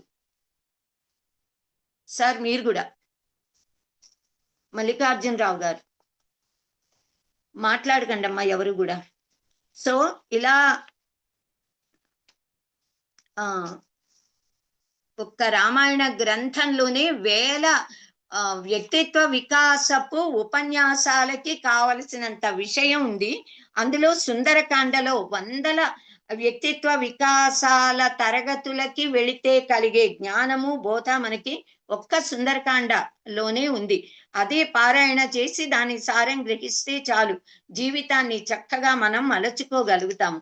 అసలు రామాయణంలో హనుమ ప్రవేశించడమే, కిష్కింధకాండలో ఆయన ప్రవేశమే అభయాంజనేయుడు, వీరాంజనేయుడు, విజయాంజనేయుడు, అభయాంజనేయుడు, ప్రసన్నాంజనేయుడు, రామాంజనేయుడు, సీతారామాంజనేయుడు, భక్తాంజనేయుడు, దాసాంజనేయుడు, ఎన్ని పేర్లు ఆయనకి ఆంజనేయుడికి. అలా సుగ్రీవుడు, రామలక్ష్మణులు వస్తూ ఉంటే వాళ్ళని చూసి భయపడితే సుగ్రీవుడికి అభయం ఇచ్చి ఆంజనేయ స్వామి రామలక్ష్మణులు వారి గురించి తెలుసుకుని తీసుకొచ్చి రాముడికి సుగ్రీవుడికి మైత్రిని కట్టించాడు. సో ఇలా భయపడ్డ అతడి భయాన్ని పోగొట్టాడు. జాంబవంతుడు ఆంజనేయ స్వామి యొక్క శక్తిని చాలా ప్రశంసిస్తాడు. సముద్ర అంటే అక్కడి నుంచి సముద్ర లంఘన సమయంలో ఎవ్వరూ వెళ్ళలేకపోతే జాంబవంతుడు తనకి అంత శక్తి ఉంది, కానీ చాలా వృద్ధుడైపోయినందువల్ల నేను వెళ్ళగలనేమో కానీ తిరిగి రాగలననే నమ్మకం లేదంటాడు. కానీ ఆంజనేయుడు వెళ్ళగలడు అని జాంబవంతుడు చెప్పి ఇతన్ని పంపిస్తే ఆంజనేయుడిని నీవు రామకార్యం సాధించడానికి వెళ్ళగలవు అనగానే అతను ఇంకప్పుడు తన శక్తి మహర్షులు పెట్టిన ఒక నిబంధన కట్టడి చేశారుగా ఈయన శక్తిని, ఆ కట్టడి తొలగిపోయి తన శక్తి తనకు తెలిసి విజృంభించి మనకి విష్ణుమూర్తి వామన స్వామి ఎలా అలా లీలగా అలా వటుడింతే తానింతే అంటూ భూనభోంతరాళముల నింతే అన్నట్టుగా త్రివిక్రముడిగా వ్యాపించాడో ఈ ఆంజనేయ స్వామి కూడా అలా ఎదిగి ఒక్క పాదకట్టంతో వెళ్తాడు. వెళ్లే ముందర నేను రామబాణంలా వెళ్తాను అని అంటాడు. అది గొప్ప. రామబాణానికి తిరుగులేదు, వెళ్ళిందా లక్ష్యాన్ని భేదించి తిరిగి వస్తుంది. యథా రాఘవ నిర్ముక్త శరహ శ్వసన విక్రమ గచ్చే తద్వత్ గమిష్యామి లంకాం రావణ పాలితాం అని చెప్పాడు. సో కార్యం కోసం వెళుతున్న హనుమకు ఆతిథ్యం ఇవ్వమని సముద్రుడు తనలో ఉన్న మైనాక పర్వతానికి మైనాకుడికి చెప్తాడు. కృతేచ ప్రతికర్తవ్యం ఏష ధర్మ సనాతనక అని చెప్తారు. కృతేషు ప్రతికర్తవ్యం. ఆంజనేయ స్వామి సముద్ర లంఘనం చేస్తుంటే 3 ఆటంకాలు వస్తాయి ఆ లంకా నగరానికి వెళ్లే లోపల. కానీ ఆంజనేయుడు తన బుద్ధి కుశలతతో సూక్ష్మ గ్రాహత్వంతో సూక్ష్మ బుద్ధితో కార్యనిష్టతో తెలివితేటలతో తన అణిమ లక్ష్మ గరిమ మహిమ ఈశత్వ వశత్వ ప్రాప్తి ప్రాకామ్యాలని అష్టసిద్ధులు ఆయనకున్నాయి. అష్టసిద్ధినవ నిధికే దాత అసవర దీనిక జానకీ మాత అని పొగుడతారు రామచరితమానస్లో. ఆయన తన శక్తులతో ఆ 3 ఆటంకాలని అధిగమించి విజయాన్ని పొందాడు. మొదటి విఘ్నము మైనాకుడు. మైనాక పర్వతము ఆటంకం కలిగించడానికి రాలా, ఆశ్రయం ఇవ్వడానికి ప్రార్థించడానికి ఆశ్రయం కాదు ఆతిథ్యం ఇవ్వడానికి పైకి వస్తూ ఉంటే తనని అడ్డగించడానికి వస్తోంది అనుకుని ఇలా అనగానే పాపం మైనాకుడి రెక్కకి దెబ్బ తగులుతుంది. వెంటనే మానవ ఆకారంలో దర్శనమిచ్చి ప్రార్థిస్తాడు, మీరు కాసేపు నా మీద విశ్రమించి ఫలాదులు స్వీకరించి విశ్రాంతి తీసుకుని వెళ్ళండి, చాలా దూరం వెళ్ళాలి అని అంటే అప్పుడు ఆంజనేయ స్వామి చాలా సంతోషిస్తాడు. ఆయనని నేను రామకార్యం కోసం వెళుతున్నా గనక మధ్యలో ఆగను, నీవిచ్చిన ఆతిథ్యం నేను స్వీకరించినట్లే అంటూ ప్రేమగా మైనాకుడిని స్పృశించాడు, ఆశీర్వదించి అనుగ్రహించి వెళ్ళిపోయాడు. ఆగరా అంటే ఎన్ని ప్రలోభాలు కలిగినా మన ఒక సాధకుడు సాధనలో ముందుకెళ్తూ ఉంటే అనేకమైన మనని ప్రలోభ పెట్టే అంశాలు జరుగుతాయి, ఆకర్షిస్తాయి. ఆకర్షణలకి లొంగకూడదు అని బోధించాడు ఆంజనేయ స్వామి. ఆగలేదు, ఇంద్రియ లోలత్వం లేదు, జితేంద్రియుడు ఆయన వెళ్ళిపోయాడు. ఇంకా 2వ ఆటంకము అంటే ఇప్పుడు ఈ మైనాకుడిని మనం నొప్పింపక తానొవ్వక అంటామే, అలా నేను మళ్ళీ వస్తాను ఈ దగ్గరికి అని చెప్పి సున్నితంగా మర్యాదగా చెప్పి వెళ్ళిపోయాడు. కానీ ఆగలేదు, ఆతిథ్యం తీసుకోవాలంటే ఇంద్రియాలకి లొంగల. ఇంకా ఒక సెకండ్ పవర్ ఆగిపోయిందని వస్తుంది.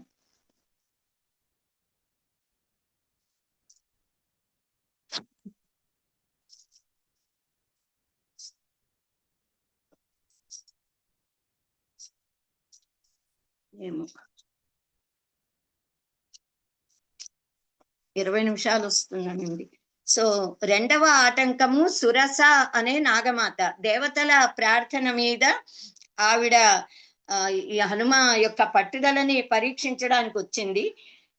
నిన్ను మింగేస్తా, బ్రహ్మదేవుడు నాకు వరం ఇచ్చాడు, నువ్వు నా నోట్లో ప్రవేశించకుండా వెళ్ళలేవు అని అంటే ఈయన తన దేహాన్ని పెద్దదిగా చేస్తే ఆవిడ కూడా తన దేహాన్ని పెద్దదిగా చేస్తే చిన్నగా మారిపోయి ఆవిడ నోట్లో ప్రవేశించి అక్కడి నుంచి మళ్ళీ బయటకు వచ్చేసాడు. అలా ఆవిడకి నమస్కరించాడు, అమ్మా నీలో ప్రవేశించా, నీ మాట విన్నాను, నాకు అనుమతి అంటే ఆవిడ నీకు విజయం కలుగుతుందని ఆశీర్వదించింది. సురసని సురస దాక్షాయణి అన్నారు ఆవిడ జగన్మాత. ఇంకా మూడవ ఆటంకము, ఆంజనేయ స్వామికి ఆయన వెళుతూ ఉంటే ఆ నీడ పట్టి లాగుతుంది సింహిక అనే ఒక కామరూపిణి ఛాయాగ్రాహి. అది నీడ పట్టి లాగి సంహరిస్తూ ఉంటుంది. సింహిక దాని పేరు. హింసించే వాళ్ళని సింహిక అని అంటామన్నమాట. అప్పుడు ఆంజనేయ స్వామి తన దేహం పెద్దది చేస్తే సింహిక కూడా పెద్దదిగా తన దేహం చేయగానే ఈయన చిన్నగా మారి ఆవిడలోకి ప్రవేశించి ఆవిడ గుండెలు చీల్చి చంపేసి, అది దుష్ట రాక్షసి కనుక సంహరించి తన దేహాన్ని మళ్ళీ అందులో ఆమెను చంపాక బయటికి వచ్చేస్తాడు. సింహిక నోట్లోంచి వెళ్ళి చంపి బయటికి వచ్చి, ఎందుకు అనంటే హింసించే వారిని సంహరించాలి, శిక్షించాలి. అదే పని చేశాడు ఈయన. ఆయన యోగి కదా. సో జితేంద్రియుడు, ప్రజ్ఞాశాలి, మహాబలశాలి, కాలజ్ఞుడు, వాయునందనుడు. ఈయన లంకలోకి ప్రవేశించేటప్పుడు లంకా నగర అధిష్టాన దేవత లంకిణి అడ్డుపడింది. ఈ లంకిణి అడ్డుపడితే ఆవిడ ఆడది కదా అని నెమ్మదిగా ఎడం చేత్తో ఒక్క చిన్న దెబ్బ కొడితేనే ఆవిడ పడిపోయి గిరగిర తల తిరిగిపోయిందిట. బ్రహ్మదేవుడు చెప్పిన మాటలు గుర్తుకొచ్చి ఆవిడ నమస్కరించి ఆంజనేయుడిని లోపలికి వెళ్ళమని అనుమతిచ్చి తాను వెళ్ళిపోతుంది. సరే, లంకలో ఎంతో వెతుకుతాడు, సీతమ్మ జాడెక్కడా కనిపించదు, చాలా దిగులు పడతాడు. సరే, అంతఃపురం రాత్రిపూట అంతఃపురంలో మండోదరి తల్ప మీద పడుకుని నిద్రపోతూ ఉంటే ఆవిడ పరమ పతివ్రత, అతిలోక సౌందర్యవతి. ఆవిడని చూసి ఒక్క క్షణం సీతామాత అనే భ్రమ కలుగుతుందిట. కలగ్గానే వెంటనే ఆనందపడి కపిచేష్టలు అని వర్ణిస్తారు. ఆయన చాలా అద్భుతమైన శ్లోకంతో వర్ణిస్తారు. ఎగిరి గంతులేసి పైకి ఎక్కి దూకి తన తోక ముద్దు పెట్టుకుని సీతమ్మ కనిపించింది అనుకుంటాట. మళ్ళీ ఒక్క క్షణం వివేకం పనిచేసి సీతామాత పరమ సాత్వి, పరమ పతివ్రత, రామపత్ని. ఆవిడ ఇలా అంతఃపురంలో రాముడి వియోగంతో ఉండగా ఇలా ఉంటుందా? కాదు గనక ఈవిడ సీత కాదు అని అనుకుని అప్పుడు దైవ ప్రార్థన చేస్తాడు. నేనెవరిని సీతమ్మని గుర్తించడానికి? ఆవిడ జగన్మాత, ఆవిడ నన్ను కటాక్షించి తాను నాకు దర్శనం ఇవ్వాలి, నేనా ఆవిని కనుక్కోగలిగేవాణ్ణి అనే జ్ఞానోదయం కలిగి నమోస్తు రామాయ స లక్ష్మణాయ దేవ్యై చ తస్యై జనకాత్మజాయై నమోస్తు రుద్రేంద్ర యమానిలేభ్యో నమోస్తు చంద్రార్థ మరుద్గణేభ్య అని అందరినీ ప్రార్థిస్తాడు. ఇది జయ మంత్రం. మనం కూడా ఈ మంత్ర జపం చేస్తే కార్య జయం కలుగుతుంది. బుద్ధిం యాన ప్రచోదయాత్. వెంటనే హనుమకు తాను అశోకవనంలో వెతకలేదు అన్న సత్యం తెలిసి గుర్తొస్తుంది. స్మరణ అంటే యాదేవి సర్వభూతేషు స్మృతి రూపేణ సంస్థిత అమ్మవారు. వెంటనే అశోకవనానికి వెళ్తాడు. అప్పుడు సీతాదేవి మాత దర్శనం లభిస్తుంది. ఆ సమయంలో రావణాసురుడు అక్కడికి వచ్చి ఆవిడ్ని బెదిరిస్తూ ఉంటాడు. 2 నెలల సమయాన్ని ఇస్తున్నాను నీకు, నాకు భార్యగా ఉండడానికి అని చెప్తాడు.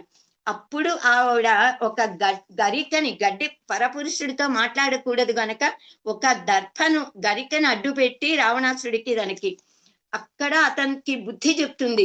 రాముడిని శరణు కోరు, నన్ను అప్పగించు. అనన్య రాఘవేణాకం భాస్కరేణ ప్రభాయత అంది. సూర్యుడికి కాంతి ఎలా అవినాభావము, నేను రాముడికి అవినాభావురాలిని, నన్ను నువ్వు ఏమీ తీసుకెళ్ళలేవు, ఏమీ చెయ్యలేవు అని.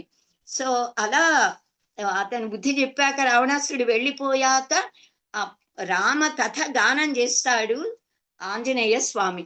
అప్పుడు సీతామాత తలెత్తి ఇలా చూడగానే ఆంజనేయుడు చెట్టు మించి కిందికి దిగి తాను రామదూతనని రాముడి గురించిన గుణగానం చేసి ఆవిడ నమ్మకం కలిగాక అంగుళీయకాన్ని చూపిస్తాడు. దీన్ని కూడా మనం రామకథ గానం చేసేటప్పటికీ ఆవిడకి ఆనందం కలిగి నమ్మకం కలుగుతుంది.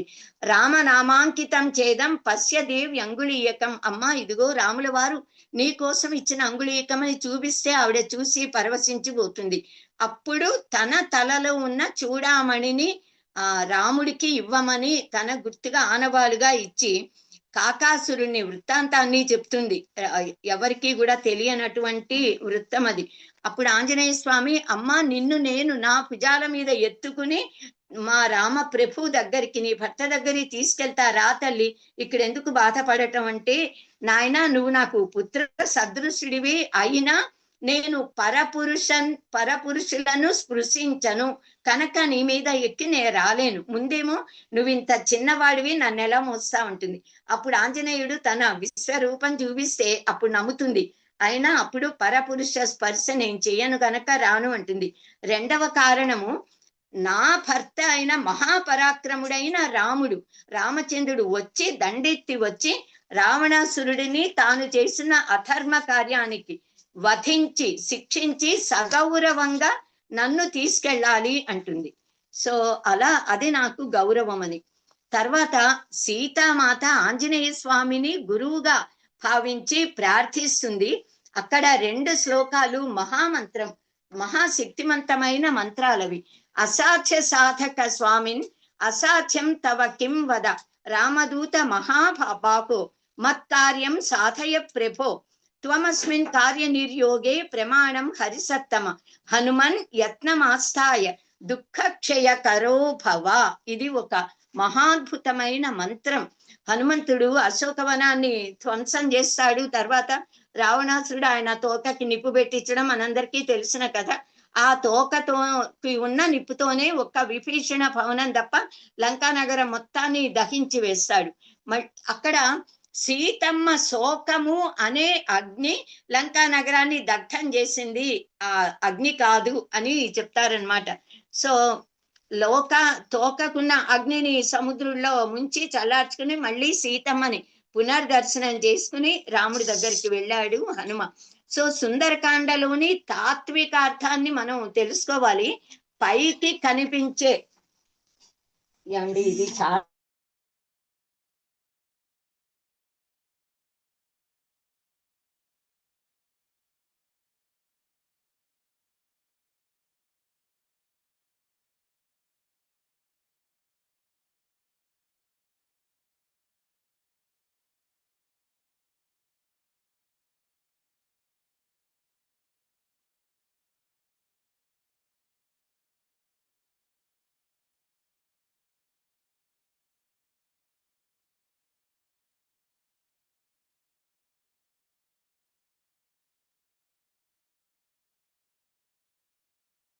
నమస్కారం అమ్మా, వినపట్లేదు, ప్రాబ్లం ఉందా?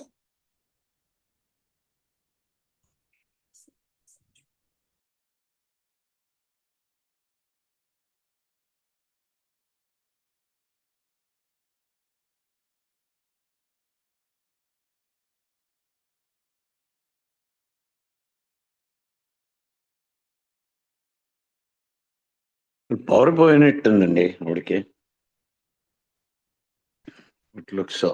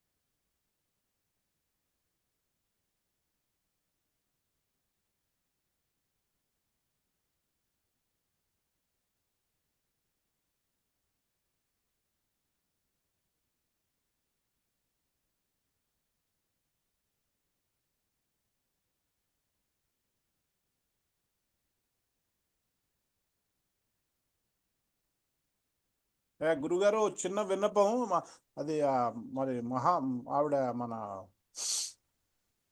ఇప్పుడు విశాలక్ష్మి గారు. విశాలక్ష్మి మేడం గారిది అది పవర్ ప్రాబ్లం కదా, ఆవిడ కంటిన్యూ అవుతారా లేకపోతే నెక్స్ట్ ఆల్టర్నేట్ ఏంటి సార్?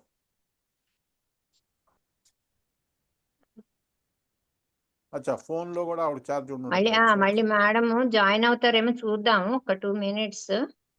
అమ్మా ఓకే. నాది ఇంటర్నెట్ మొత్తం డిస్కనెక్ట్ అయ్యి 0 అయిపోయింది. నేను వచ్చారు మేడం, వచ్చేసారు. దీంట్లో చాలా పెట్టి ఉండి రెడ్ లైట్ కనిపిస్తుంటే ఉందనుకున్నా, దీనిది లైట్ లేదు, మిగతా ప్లగ్లన్నీ ఆన్ అయ్యాయి. ఫుల్ ఇలా ఎప్పుడు ఫోన్ చేద్దామా, మీరు మళ్ళీ రీకనెక్ట్ అవుతారా అని చూస్తున్నాను. అసలు ఎంత టైం పట్టింది. నేను ఐప్యాడ్ తో వద్దామని చూసా, మళ్ళీ లేట్. ఇది 1% వచ్చింది కానీ ఇప్పుడు ఇంకొస్తుంది కంటిన్యూస్ గా. ఇలా ఎందుకు ఆటంకం కలిగించాడో ఆంజనేయ స్వామి, నేను చూసుకోవాలా. ఇది చాలా ఉన్నాయమ్మా, ఇలా పెట్టేటప్పటికి దీంట్లో చాలా ఉంది. అగో మళ్ళీ ఇది పడిపోయింది. సో దాని వల్ల కష్టం అవుతుంది అందుకంటే. చూద్దాం, సరే పర్వాలేదు, కంటిన్యూ చేస్తానమ్మా అక్కడి నుంచి. ఓం శ్రీ మహాగణాధిపతయే నమో నమః. ఇవాళ ఎందుకు ఇలా ఆటంకము? సో ఇక్కడి నుంచి మొదలు పెడతాను. సో సుందరకాండలో ఉన్న తాత్విక అర్థాన్ని మనం తెలుసుకోవాలి. కథ సాధారణంగా మనందరికీ తెలిసిందే, తాత్విక అర్థాలని తెలుసుకోవాలి. పైకి కనిపించేది మామూలు కథ అయితే, జీవుడు అజ్ఞానంతో మాయతో బంధింపబడి తాపత్రయాలు, మనకి దారేషణ, ధనేషణ, పుత్రేషణ అనేవి ఏషణ త్రయాలు, ఇలాంటి వాటితో కొట్టుమిట్టాడుతూ ఉంటాం జీవులు అందరం కూడా. ఈ సంసారము అనేది అగాధము, అనంతమైన ఆ సాగరము ఏది ఉందో అదే సంసార సాగరం. మనస్సు అనేది సంకల్ప వికల్పాత్మకం కదా. మనస్సుతో ఇంద్రియాలతో ఔద్ధత్యం కలిగిన 10 తలల రావణాసురుడు, అవి మనలోని ఇంద్రియాలు, ఏకాదశ ఇంద్రియాల కింద మనం అనుకోవాలి. సో ఇంద్రియాలకి వశపడి మన శరీరాంతర్గతమైన జీవుడు ఈ తాపత్రయాలు అనబడే సంక్షోభము తో అలా పరితపిస్తూ ఉన్నంతసేపు కూడా ఆ సంసారంలో ఉంటాడు. ఎప్పుడైతే జీవుడు తనని తాను ఉద్ధరించుకోవాలి అని భగవంతుడిని ప్రార్థిస్తాడో ముముక్షతో, జ్ఞానేచ్ఛతో, అప్పుడు అతడికి ఆచార్యుడు, సద్గురువు లభిస్తాడు. సీతామాత దగ్గరికి ఆంజనేయ స్వామి వచ్చినట్లుగా ఆయన గురువు మనకి తత్వబోధ, భగవద్బోధ చేసి మనకి జ్ఞానబోధ చేస్తాడు. ఆచార్య ఉపదేశము తర్వాత ఆ దైవనామ స్మరణతో, సాధనతో సాధకుడు భగవద్ అనుగ్రహాన్ని పొంది ఈ దేహ బంధంలోంచి విముక్తుడయి తరిస్తాడు, ముక్తి పొందుతాడు. అలా మానవులందరూ కూడా సద్గురువు యొక్క కటాక్షము వల్ల ఉద్ధరింపబడాలి అని మనం గ్రహించుకోవాలి. ఇక్కడ ఈ సుందరకాండలో సీతాదేవి జీవుడికి ప్రతీక, లంకా నగరము దేహానికి, ఆ సముద్రము సంసారము, సంసార సాగరం అంటాము. చపల చిత్తుడైన దశకంఠుడు రావణాసురుడు మన ఇంద్రియాలకు మనస్సుకు ప్రతీక. శ్రీ ఆంజనేయ స్వామి సద్గురువుకు ప్రతీక. సీతమ్మ రావణాసురుడితో అహం ఔపయికి భార్య తస్యైవ వసుధాపతే వ్రత స్నాతస్య ధీరస్య విద్యేవ విదితాత్మనః అని చెప్తుంది. అంటే వ్రత స్నాతుడు విదితాత్ముడు అయిన వారికే బ్రహ్మ విద్య అనేది ఫలప్రదం అవుతుంది. అంటే ఆవిడే బ్రహ్మ విద్య. ఆ బ్రహ్మ విద్య అనేది రామచంద్రుడికి మాత్రమే దక్కుతుంది. వ్రత స్నాతుడు విదితాత్ముడు రాముడు. సో అలా పరమాత్మ అయిన శ్రీరామునితో ప్రకృతి అయిన సీతమ్మను కలపడానికి ఆంజనేయ స్వామి అనబడే బుద్ధి చేసినటువంటి అన్వేషణ ఈ సుందరకాండలో చెప్పబడింది. బుద్ధి ఆంజనేయుడు, సీతమ్మ జీవాత్మ, శ్రీరాముడు పరమాత్మ పరబ్రహ్మ. ఆంజనేయుడిని సద్గురువుగా మనము గ్రహించవచ్చు. సద్గురువు అనుగ్రహం వలన జీవాత్మ పరమాత్మను చేరినట్లుగా ఆంజనేయ స్వామి వలన సీతారాముల సమాగమము సంప్రాప్తమైంది. సో శ్రీమద్ రామాయణం మొత్తం మోక్ష సాధన గ్రంథము. దాంట్లో సుందరకాండ ఇంకా విశిష్టమైంది. సాధన చేస్తున్నప్పుడు మనకు అనేక ఆటంకాలు ఎదురవుతాయి, ఇంత ముందు చెప్పుకున్నాం. వాటిని అధిగమించి లక్ష్యాన్ని, గమ్యాన్ని చేరాలి. మైనాక పర్వతము అన్నాము. మైనాకము, మై అంటే మమ, మే నేను, నాది అనే అకం మమ భావనలు. నాకము అంటే స్వర్గము, కం అంటే సుఖం, అకం అంటే సుఖం కానిది దుఃఖం, నా ఆ కం అంటే సుఖం కానిది అంటే సుఖం. భూలోకంతో పోలిస్తే స్వర్గ సుఖాల పరిమితి కాలము ఎక్కువ కనుక భూలోక సుఖాలు, స్వర్గ సుఖాలు వాటిని వదిలిపెట్టాలి. మైనాకుడిని వదిలేశాడు. మైనాకుడు ఆతిథ్యం ఇచ్చానంటే వదిలి వెళ్ళిపోయాడు. అంటే ప్రలోభాలకి లొంగకూడదు అని మనకి ప్రబోధించారు అని మనం గ్రహించాలి. ఆ తర్వాత సింహిక, హింస ఇవన్నీ కూడా మనం అర్థాలు చెప్పుకున్నాము. సురస నాగమాత అన్నాము. రసోవై సహ, రసము అంటేనే పరమాత్మ. సురస అంటే మంచి రసము, ఆస్వాదనీయమైన యోగ్యమైన ఆ వృత్తులు కలిగినటువంటిది. కానీ బుద్ధితో దాన్ని జయించాలి, కానీ ప్రలోభ పడకూడదు అన్నది కూడా మనకిక్కడ. అంటే ఎలాంటి ప్రలోభాలకి మంచికి కానీ చెడుకు కానీ లొంగకూడదు అన్నది. తర్వాత ఈ సింహిక అనేది తామస శక్తికి, తమో గుణానికి ప్రతీక. దాన్ని ఛేదించాలి, పోగొట్టుకోవాలి. తర్వాత లంకిణి కూడా తమో గుణానికి ప్రతీక కనుకే ఆమెను కూడా దెబ్బ కొట్టి అరికట్టి లోపలికి వెళ్ళాడు. ఆంజనేయం మహావీరం బ్రహ్మ విష్ణు శివాత్మకం తరుణార్క ప్రభం శాంతం రామదూతం నమామ్యహం అని మనం ఆంజనేయ స్వామిని నమస్కరించుకోవాలి.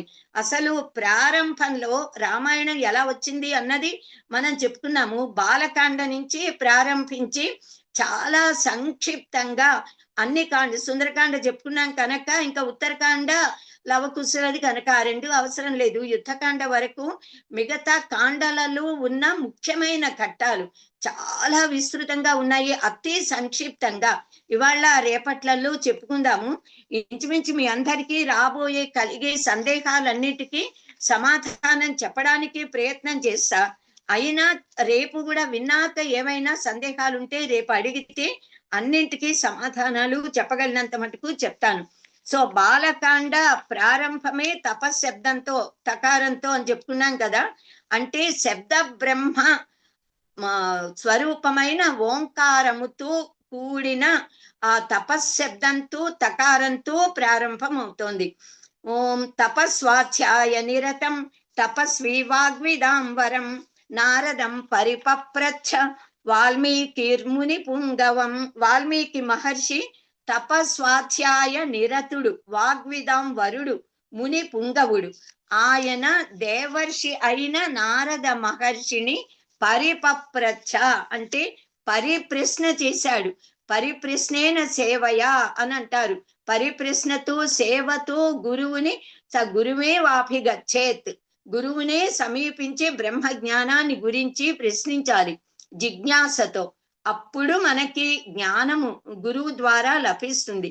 అలాగే ఈయన కూడా నారద మహర్షిని వాల్మీకి మహర్షి జిజ్ఞాసతో ప్రశ్నించాడు.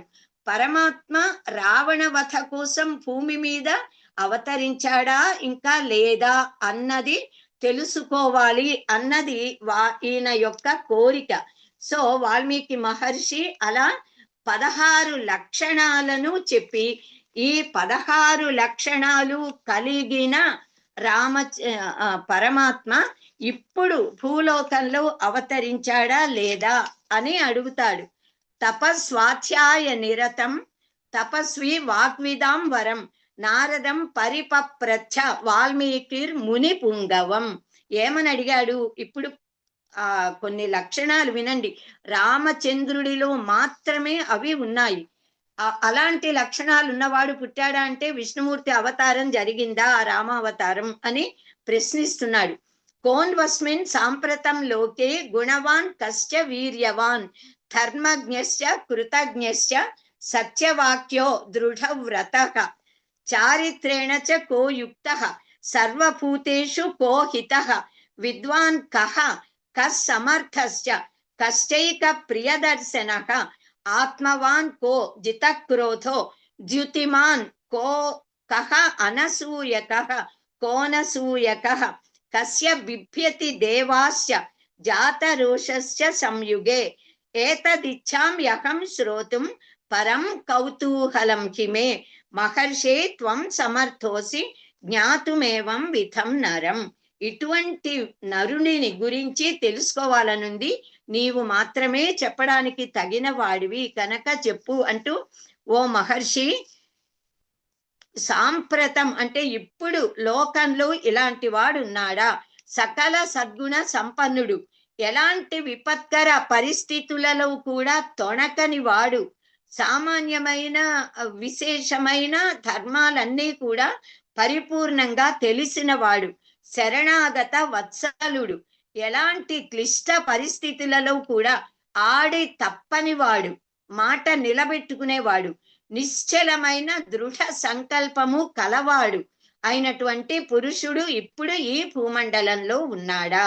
సదాచార సంపన్నుడు, సకల ప్రాణులను కూడా ఎప్పుడూ ప్రేమతో చూస్తూ వారికి హితము కలిగించేవాడు, తన ఎడ విముఖతతో ఉన్నవారి యందు కూడా సుముఖుడై ఉండే లక్షణం కలవాడు, సకల శాస్త్ర విశారదుడు, సర్వకార్య ధురంధరుడు, తన దర్శనము చేత అందరికీ సంతోషాన్ని కలిగించేవాడు అయిన మహాపురుషుడు ఎవరు ఇప్పుడు ఉన్నాడా? ధైర్యశాలి, అరిషడ్ వర్గాలను కామక్రోధ లోభ మోహ మద మాత్సర్యములు అనేవి 6 అంతఃశత్రువులు, వాటిని నిగ్రహించిన వాడు, ఎవరి మీద ఎలాంటి అసూయ లేనివాడు, సద్గుణాలతో శోభతో ప్రకాశించేవాడు. రణరంగంలో కనుక ఆయనకి కోపం వస్తే దేవతలు కూడా ఆయనకి భయపడతారట. భీషాస్మాద్ వాతః పవతే భీషోదేతి సూర్య భయాద్ ఇంద్రశ్చ అగ్నిశ్చ మృత్యుర్ధావతి పంచమహ అని వేదం చెప్తుంది, ఉపనిషత్తు. ఆ పరమాత్మ శాసన భయంతోనే అందరూ ప్రవర్తిల్లుతారు. అలాంటి ఎవరిని చూసి భయపడతారో ఈ ప్రకృతి శక్తులు, దేవతలు అంటే ఎవరు? పరబ్రహ్మము ఆయన వచ్చాడా అని ఇలా ఈ విషయాలని గురించి అడిగితే దానికి ఆయన సమాధానంగా వాల్మీకి మహర్షికి నారదుడు ఇంకా చాలా గుణాలను చెప్పి, ఇక్ష్వాకు వంశ ప్రభవో రామో నామ జనై శృతః నియతాత్మ మహావీర్యో ద్యుతిమాన్ ధృతిమాన్ వసీ బుద్ధిమాన్ నీతిమాన్ వాగ్మి శ్రీమాన్ శత్రు నిబర్హణః విపులాంశో మహాబాహు కంబుగ్రీవో మహాకనుకు మహారస్కో మహేశ్వాసో గూఢజత్రు అరిందమః ఆజానుబాహు సుశిరాః సులలాటః సువిక్రమః సమః సమవిభక్తాంగః స్నిగ్ధవర్ణః ప్రతాపవాన్ పీనవక్ష విశాలాక్షో లక్ష్మీవాన్ శుభలక్షణః ధర్మజ్ఞః సత్యసంధశ్చ ప్రజానాం చ హితే రతః యశస్వి జ్ఞాన సంపన్నః శుచిః వస్యః సమాధిమాన్ ప్రజాపతి సమః ధీమాన్ ధాతా రిపునిషూదనః రక్షితా జీవలోకస్య ధర్మస్య పరిరక్షిత రక్షిత స్వస్య ధర్మస్య స్వజనస్య చ రక్షిత వేద వేదాంగ తత్వజ్ఞో ధనుర్వేదే చ నిష్ఠితః సర్వశాస్త్రార్థ తత్వజ్ఞః స్మృతిమాన్ ప్రతిభానవాన్ సర్వలోక ప్రియః సాధుకు అధీనాత్మా విచక్షణః సర్వదాభిగతః సద్భిః సముద్ర ఇవ సింధుభిః ఆర్యః సర్వసమశ్చైవ సదైవ ప్రియదర్శినః సచ సర్వగుణోపేతః కౌసల్యానందవర్ధనః సముద్ర ఇవ గాంభీర్యే ధైర్యేణ హిమవానిక విష్ణునా సదృశో వీర్యే సోమవత్ ప్రియదర్శనః కాలాగ్ని సదృశః క్రోధే క్షమయా పృథివీ సమః ధనదేవ సమస్త్యాగే సత్యే ధర్మ ఇవాపరః తమేవం గుణసంపన్నం రామం సత్య పరాక్రమం జ్యేష్ఠం శ్రేష్ఠ గుణైర్యుక్తం ప్రియం దశరథ సుతం అనంటూ ఇంకా ఎన్ని గుణాలని కలిపి చెప్పాడో చూడండి. ఎన్ని గుణాలు మీ అందరికీ అర్థమయ్యా అనుకుంటా, అన్ని పదాలు సులభంగా ఉన్నాయి. ఎన్ని గుణాలు కలిగిన సర్వ శుభ లక్షణ లక్షితుడైన పరమాత్మ రామచంద్రునిగా ఇన్ని గుణాలు కలిగిన వాణిగా అవతరించాడు. ఇప్పుడు దశరథ మహారాజుకు కుమారుడిగా ఉన్నాడు అని చెప్పాడు. దశరథుడు అనంటే 10 రథములు కలవాడు. ఆ 10 రథాలు అంటే పంచ జ్ఞానేంద్రియాలు, పంచ కర్మేంద్రియాలు, వీటన్నిటికీ అధిపతిగా ఉన్నవాడు. అంటే బుద్ధి స్వరూపుడు, జ్ఞాన స్వరూపుడు అని అర్థం. ఇంద్రియాలని నిగ్రహించిన వాడు, జితేంద్రియుడు అని అర్థం అన్నమాట. అలాంటి దశరథ మహారాజుకు కుమారుడిగా కౌసల్యానంద వర్తకుడిగా ఈయన జన్మించాడు అని రామ లక్ష్మణ భరత శత్రుఘ్నులు అసలు పుట్టడంలోనే ఒక అద్భుతమైన చాలా అన్ని తాత్విక రహస్యాలు, వేదాంత రహస్యాలు అనేకమైనవి ఉన్నాయి. మనకి యాగం చేయడం తెలుసు. అశ్వమేధ యాగం చేయించి ముందు తర్వాత పుత్రకామేష్టి యాగం చేయిస్తాడు ఆ మహర్షి. తర్వాత ఋష్యశృంగ మహర్షి ఆ పాయస పాత్ర తీసుకుని దివ్య పురుషుడు వచ్చి ఆ పాయసాన్ని నీ రాణులకి ఇవ్వు, నీకు సంతానం కలుగుతుంది అని చెప్తే అక్కడి యాగం పరిసమాప్తి అయింది. ఆ పాయసాన్ని విభాగం చేయడం ఒక అద్భుతమైన సైన్స్ ఉంది, అందులో తాత్విక మర్మాలు ఉన్నాయి. విష్ణుమూర్తి ప్రేరణతో అలా విభాగం చేశాడు. దశరథ మహారాజుట ఆ పాయసం మొత్తాన్ని 2 భాగాలు చేసి సగ భాగం కౌసల్యాదేవికి ఇచ్చాట. ఆవిడ ఆ పాయసం తాగింది. ఆవిడకి రామచంద్రుడు ఆవిర్భవించాడు. అంటే సగం పూర్ణ పరమాత్మ తనని తాను 4 భాగాలుగా చేసుకున్నాడు. అర్ధ భాగము తాను వచ్చాడు, నేరుగా శ్రీమన్నారాయణుడు శ్రీహరి వచ్చాడు. ఆయన వాహనమైన ఆదిశేషుడు లక్ష్మణ స్వామిగా వచ్చాడు. శంఖము చక్రము భరతుడు శత్రుఘ్నుడిగా వచ్చారు. సో సగం పాయసం కౌసల్యకిచ్చి మిగిలిన సగాన్ని 2 భాగాలు చేసి ఒక భాగాన్ని అంటే మొత్తంలో పావు భాగము సుమిత్రాదేవికి ఇచ్చాడు. ఆవిడ దాన్ని స్వీకరించింది. ఆ మిగిలిన సగ భాగం అంటే పావు భాగము మొత్తంలో దీన్ని మళ్ళీ 2 భాగాలు చేశాట. చేసి ఒక భాగాన్ని కైకేయికి ఇచ్చాడు, ఇంకొక భాగాన్ని మళ్ళీ సుమిత్రకిచ్చాట. ఆ కైకేయి మాత నా కౌసల్యకంతా సుమిత్రకింత నాకింతేనా అలా ఏమీ అనలా. తమకు ఏది అర్హమో అది తమకి లభిస్తుంది. తనకొచ్చిన పాయసం తాను త్రాగింది.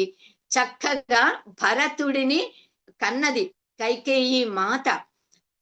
లక్ష్మణుడు శత్రుఘ్నుడు ఇద్దరు కూడా సుమిత్ర మాతకు పుట్టారు. అర్ధ భాగము పాయస పానముతో లక్ష్మణుడు పుట్టాడు. అందుకే అర్ధ భాగం తాగిన రాముడు ఆ మిగిలిన దాంట్లో అర్ధ భాగం తాగడం వల్ల పుట్టిన రాముడు, మిగిలిన అర్ధ భాగము తాగటం వల్ల పుట్టిన లక్ష్మణుడు ఇద్దరూ కలిసి ఉంటారు అంటూ వ్యాఖ్యానకారులు చెప్తారు. తర్వాత పావు భాగము త్రాగితే పుట్టిన భరతుడు, మళ్ళీ పావు భాగము త్రాగడం వల్ల పుట్టిన శత్రుఘ్నుడు, వీళ్ళిద్దరూ కలిసి ఎక్కడికి వెళ్ళినా జతగా ఉంటారు. ఇలా పాయసాన్ని ఎందుకు విభాగం చేశారంటే అందులో ఒక మహాద్భుతమైన రాజకీయ తత్వం కూడా ఉంది అని అంటారు. ఇలా ఎన్నో కారణాల వల్ల భగవత్ ప్రేరణ వల్ల ఈ పాయస విభాగము అనేది జరిగింది. సో లోకరక్షణ కోసం యజ్ఞం చేస్తారు. ఆ యజ్ఞ స్వరూపుడే రాముడు, యజ్ఞ ఫలమే రాముడు. సో ఈ 4 పిల్లలు పుట్టాక 4కి కూడా నామకరణాలు చేస్తారు. వాళ్ళందరూ పుట్టింది మనకి రామాయణం ఏ గ్రంథం తీసుకున్నా వాల్మీకి రామాయణం, ఇతరం కూడా వీరి లగ్న కుండలి ఏ 5 గ్రహాలు మంచి గ్రహాలు ఉచ్చ స్థానంలో ఉండగా రామచంద్రుడు పునర్వసు నక్షత్రంలో రాముడు పుట్టాడు. ఇలా ఈ 4 యొక్క పుష్యమి నక్షత్రంలో భరతుడు, ఇంకా అంటే చైత్ర శుద్ధ మనకి నవమి నాడు రామచంద్రుడు, దశమి నాడు వీళ్ళు పుడతారు. తర్వాత లక్ష్మణ శత్రుఘ్న భరతులు. సో వీళ్ళందరూ ఎప్పుడెప్పుడు పుట్టారు అన్నది కూడా ఈ రామాయణ గ్రంథంలో మనకు చాలా వివరంగా ఇచ్చారు. అయితే ఆ పేర్లు ఎంతో ప్రేమతో పేర్లు పెట్టారట. రామ అనంటే రమ టు ఎంజాయ్ రమతే, రమంటే ఆనందించేవాడు, ఆనందింప చేసేవాడు. ఆత్మారాముడు, లోకాభిరాముడు. రామనామం విశేషం ముందే చెప్పుకున్నాం. రామ అన్నది వేదంలో పురాణాలలో ఉన్న నామము, రాముడికి పెట్టారు. లక్ష్మణ అనంటే అంటే రాముడు అంటే ఆనందించేవాడు, ఆనందింప చేసేవాడు రాముడు.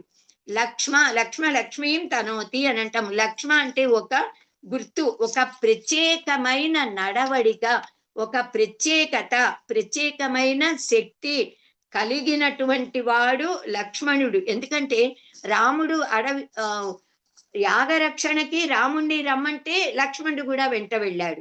అలాగే వనవాసానికి రాముడిని వెళ్ళమంటే లక్ష్మణుడు కూడా వెళ్ళాడు. రామ సార తాప ఉపనిషత్ అని ఒక ఉపనిషత్తు ఉంది.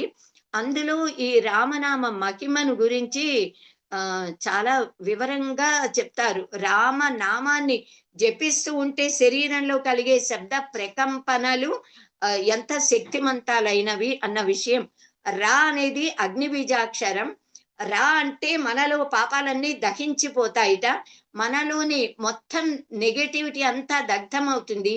మా అనగానే ఇంకా బయట ఉన్న తప్పులు, చెడులు, నకారాలు, పాపం ఏది కూడా లోపలికి రాదుట. కనుక రామ అన్ని జపిస్తూ ఉంటే చాలు, శరీరం శక్తిమంతమవుతుంది.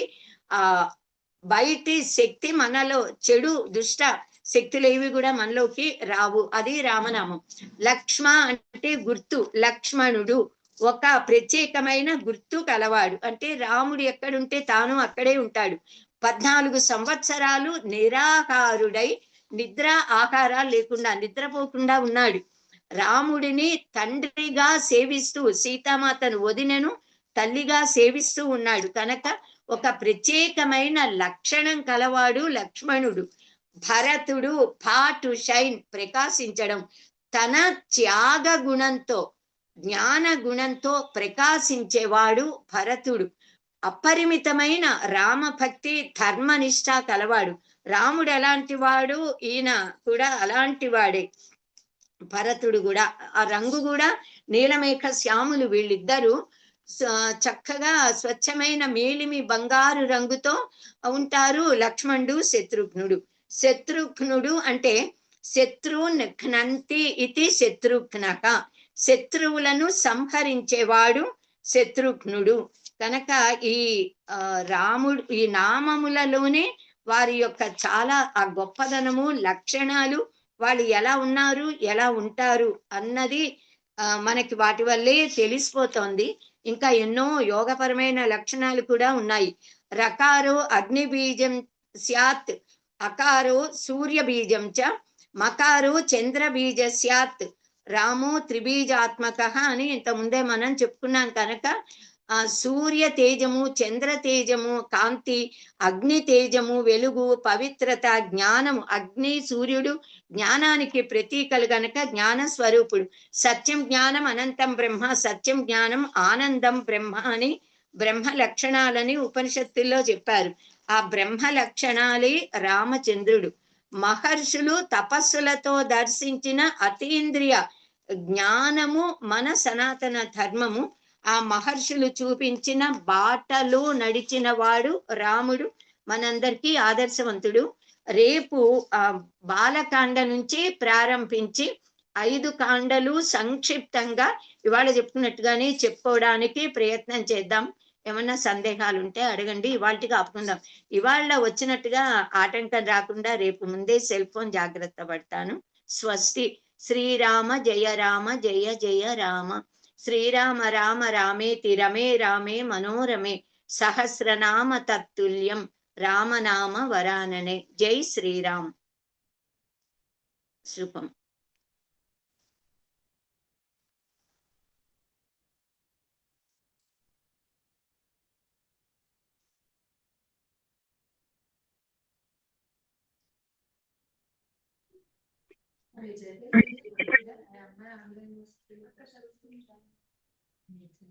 హరి ఓం.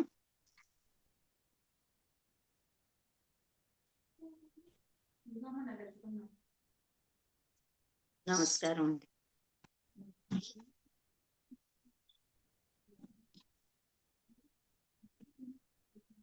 వసుంధర గారు ఉన్నారండి?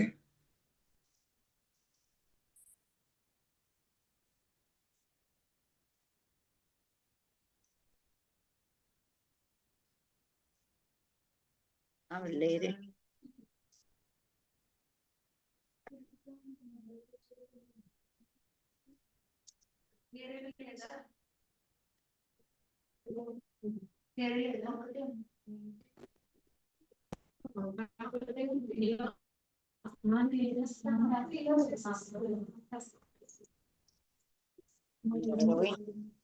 మాట్లాడుకుంటున్నాను.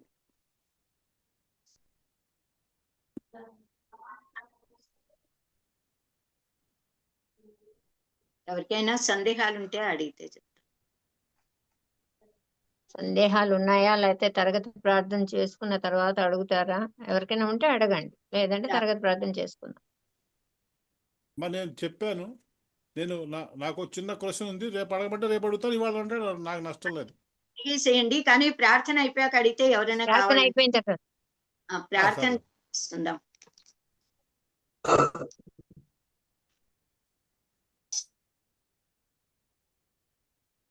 వెంకటేశ్వర గారు ప్రార్థన చేస్తారా?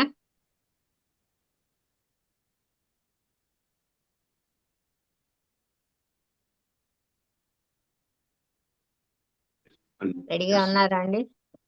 రెడీ అండి. స్వస్తి ప్రజాభ్య పరిపాలయంతాం న్యాయేన మార్గేణ మహిం మహిషా గోబ్రాహ్మణేభ్యః శుభమస్తు నిత్యం. లోకా సమస్తా సుఖినో భవంతు.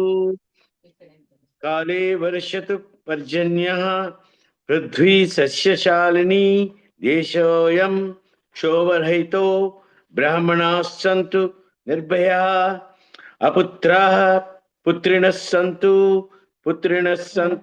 పౌత్రిణః అధనా సధనాః సంతు జీవంతు శరదాం శతం. సత్యం వద ధర్మం చర స్వాధ్యాయాన్ మా ప్రమదః. సర్వే భవంతు సుఖినః సర్వే సంతు నిరామయః సర్వే భద్రాణి పశ్యంతు మా కశ్చిత్ దుఃఖవాగ్ భవేత్. ఓం శాంతి శాంతి.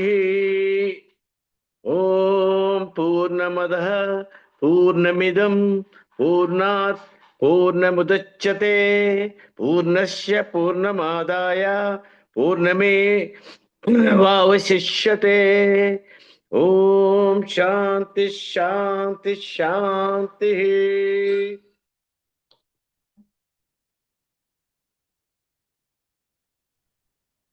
జనగణ మనం పాడవలసిందిగా శ్రీధర్ గారిని కోరుతున్నాను.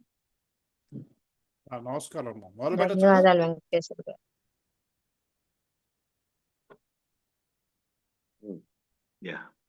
అందరు నుంచున్నారా సార్? ఓకే. జనగణమణ అధినాయక జయ హే భారత భాగ్య విదాత. పంజాబ సింధు గుజరాత మరాఠా ద్రావిడ ఉత్కల వంగ వింజ హిమాచల యమునా గంగా ఉత్సల జలధి తరంగా. తవ శుభ నామే జాగే तव शुभ आशीष मागे गाहे तव जय गाधा. जनगण मंगलदायक जय हे भारत भाग्य विदाता.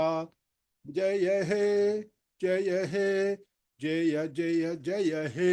जय हिंद.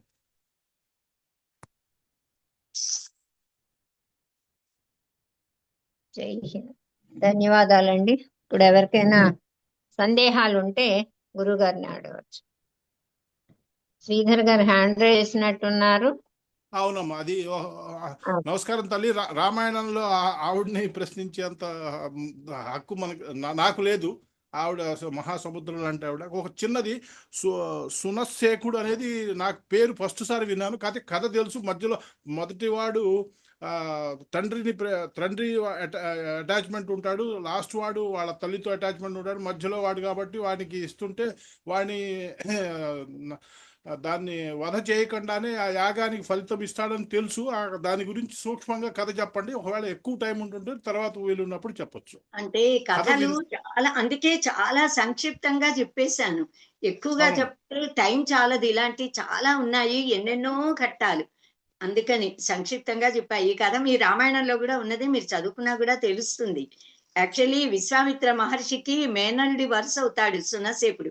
గాతిరాజు, ఆ కథ మీకు తెలిసిందే కదా. ఆ ఒక రాజుగారు, ఈ వీళ్ళ సూర్యవంశపు రాజే, ఆయన అశ్వమేధ యాగం చేస్తూ ఉంటే ఆ అశ్వాన్ని ఎవరు అపహరిస్తారు, ఎంత వెతికినా దొరకదు. మరి ఎలా యాగం పరిసమాప్తి చేయాలి అంటే ఋత్విక్కులు ఒక ఉపాయం చెప్తారు. ఆ యాగాశ్వము లభించకపోతే నరుడిని అశ్వంగా, నరాశ్వం మనం ఉపయోగించవచ్చు. ఒక మనిషిని ఎవరినైనా, వాళ్ళు ఆరోగ్యవంతుడు, గుణవంతుడు, శక్తిమంతుడు, మంచివాడు అవ్వాలి యజ్ఞ అంటే. కనుక ఆ యజ్ఞ పశువుగా నరుడిని మీరు తీసుకురావచ్చు అని అంటే ఈయన ఎంత పట్టుల్ని పంపిస్తాడు. వాళ్ళు ఎంత ధనం ఇస్తానన్నా కన్న కొడుకుని ఇవ్వడానికి ఎవ్వరూ ఒప్పుకోరుగా. అలా ఎంతమందినో అడగ్గా ఒక దంపతులకి 3 కొడుకులు ఉంటారు. వాళ్ళు నీకు 3 కొడుకులు ఉన్నారుగా, మన మహారాజు గారు చేస్తున్న యాగము, ఏ యాగమైనా లోక రక్షణకే.